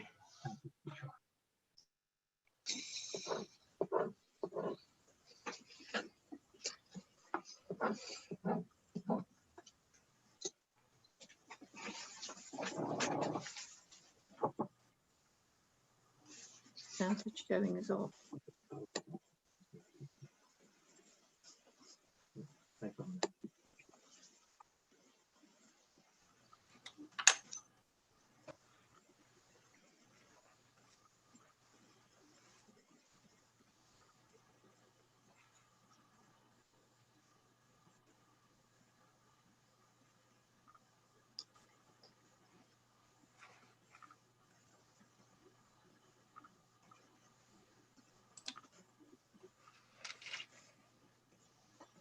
The Labour amendment, 430, against 20, not voting 8. So the amendment stands. Thank you. I now call for a vote on the substantive motion as amended. Please select on your screens either for, against, or not voting. Nothing on my screen. Where's my screen? It's Councillor Stamford, could I have your vote, please? For. Thank you. Councillor Omar Bush, are you all right with voting? Yes, Madam Mayor, it's fine this time. Thank you. Thank you.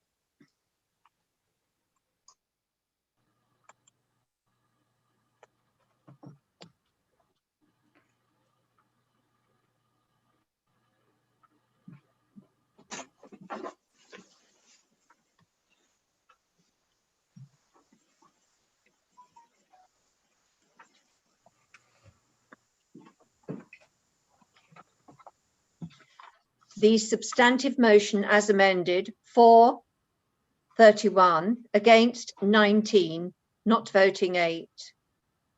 The substantive motion is passed with the amendment. Thank you. Yeah. We now have very little time left, so could you be very, very brief, please, in your contributions?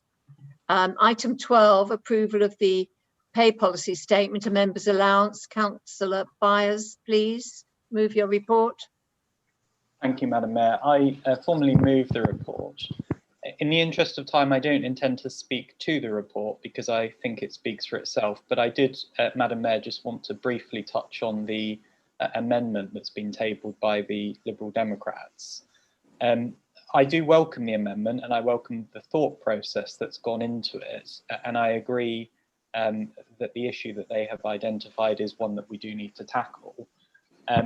We're not minded to support the amendment, however, because we don't believe that this particular solution is the right one to tackle the problem.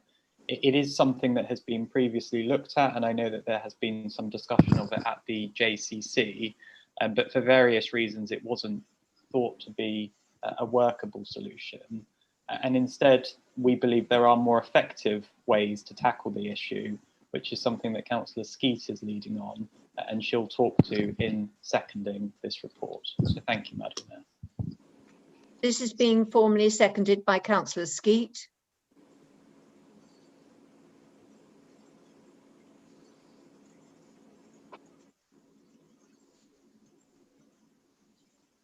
Councillor Skeet.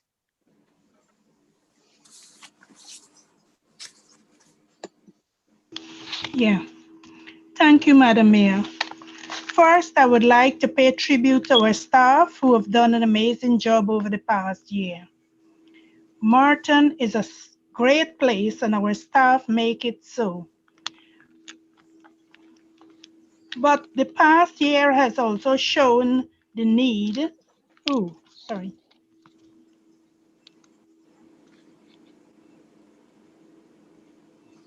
the past year has also shown the need for Black Lives Matter. A business, and it includes this process it is a useful tool as I am already investigating this approach. I agree with the sentiments of the Liberal Democrat motion. Blind recruitment can be a useful tool as I'm already investigating this approach. But the reality is this: it won't work for all roles. internal positions, or senior positions, where identities will be obvious and even in the if the names are blanked out. And we cannot agree that amendment now because it will affect the recruitment process that is already underway for the Director of Children's Services and the Chief Executive. This process may agree unanimously by the Appointments Committee, which include the leader of the Liberal Democrats. This process includes appointing headhunters with a specific aim of finding good candidates from Black and ethnic minorities. It includes appointing me as a member for equalities to the interview panel to demonstrate our commitment to this issue. A business-like council means a council that reflects diversity of this community.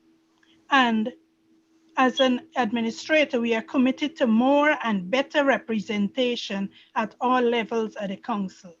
I am happy to lead the fight for more equality and better recruitment at this great council of ours. Thank you. Councillor McLean. You mean me, Madam Mayor? Shall I propose the amendment? No, it is Councillor McLean. We haven't come to the amendment yet. Okay, I have nothing to add, Madam Mayor. Sorry, I didn't catch that. I have nothing to add. Thank you. We come to the Liberal Democrat amendment.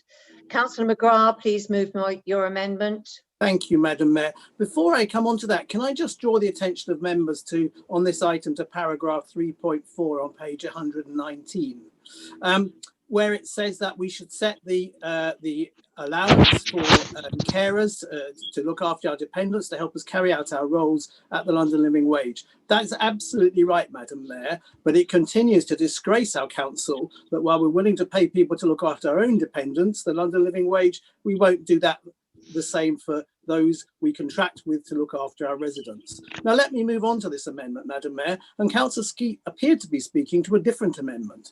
What this amendment says is that we're requesting the Cabinet to consider the introduction of name-blind recruitment and report back to full council. It doesn't say they have to do it straight away, it says they have to come back to us. They might say it doesn't work for some senior jobs.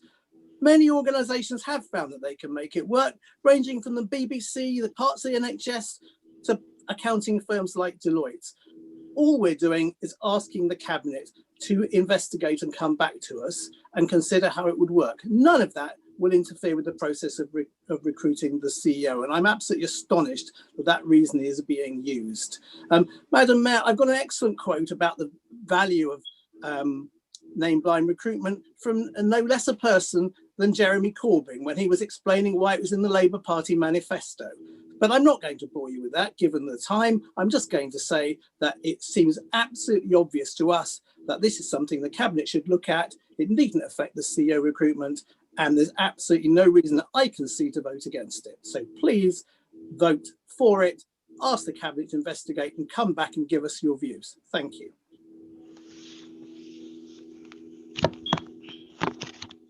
Councillor Bailey. I formally second, Madam Mayor. Thank you. As there are no further speakers, Councillor Byers, do you wish to use your right of reply? Madam Mayor, in the interest of time, I'm happy not to. Thank you. Right, I now call for a vote on the amendment. Please, the Liberal Democrats amendment, please either vote for, against, or not voting.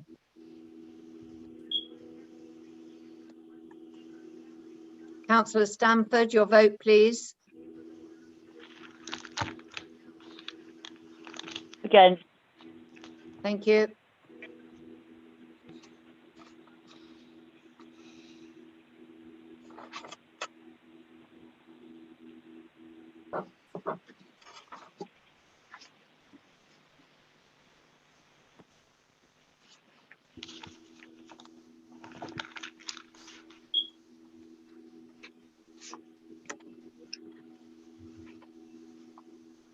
Councillor Stamford, could you please mute?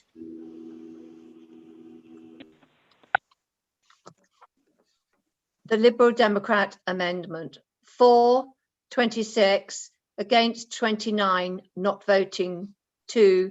The amendment falls.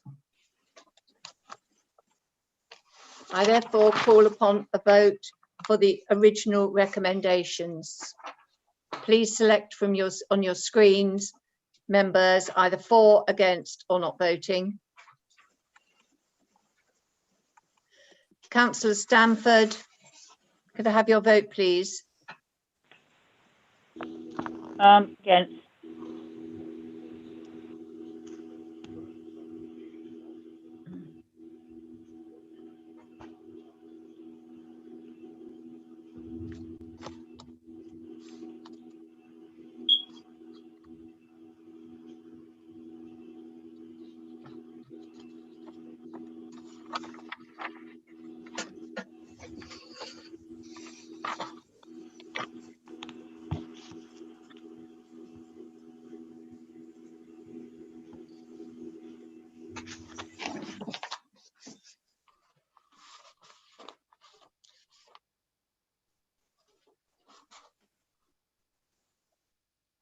I've just I think I've just misinputted. Just a moment, sorry. Item 12, for 44, against 9, not voting 3. The motion passes. We now have item 13. Councillor Allison, do you wish to move this report? I do so formally, Madam Mayor. Thank you. Councillor Stringer, do you second this report? Thank you. Madam Mayor, sorry, I formally second. Councillor McLean, do you wish to speak? No, thank you. I have nothing further to add. Councillor Allison, anything to add? Is this item agreed? Agreed, Madam Mayor. Agreed. Thank you. Item 14, changes of membership and other matters. Councillor Allison, do you move this report? Yeah, formally, Madam Mayor, thank you. Councillor Stringer, do you second this report?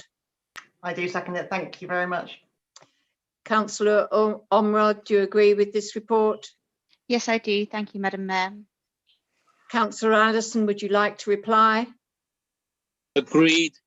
Is the report agreed? Agreed. Thank you.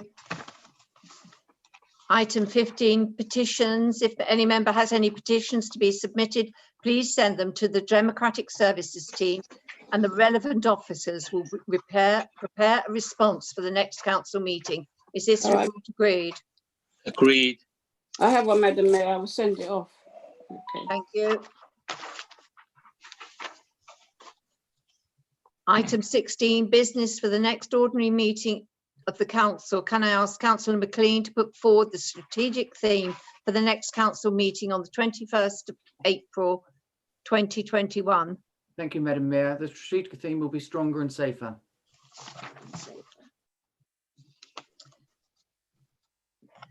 We are now at the final item, appointment of the post of Chief Executive. Members, there have been prior agreement to not refer to the confidential information contained in the exempt appendix, which means that we do not now need to exclude the press and public, and meeting can remain open. Councillor Allison, do you move this report?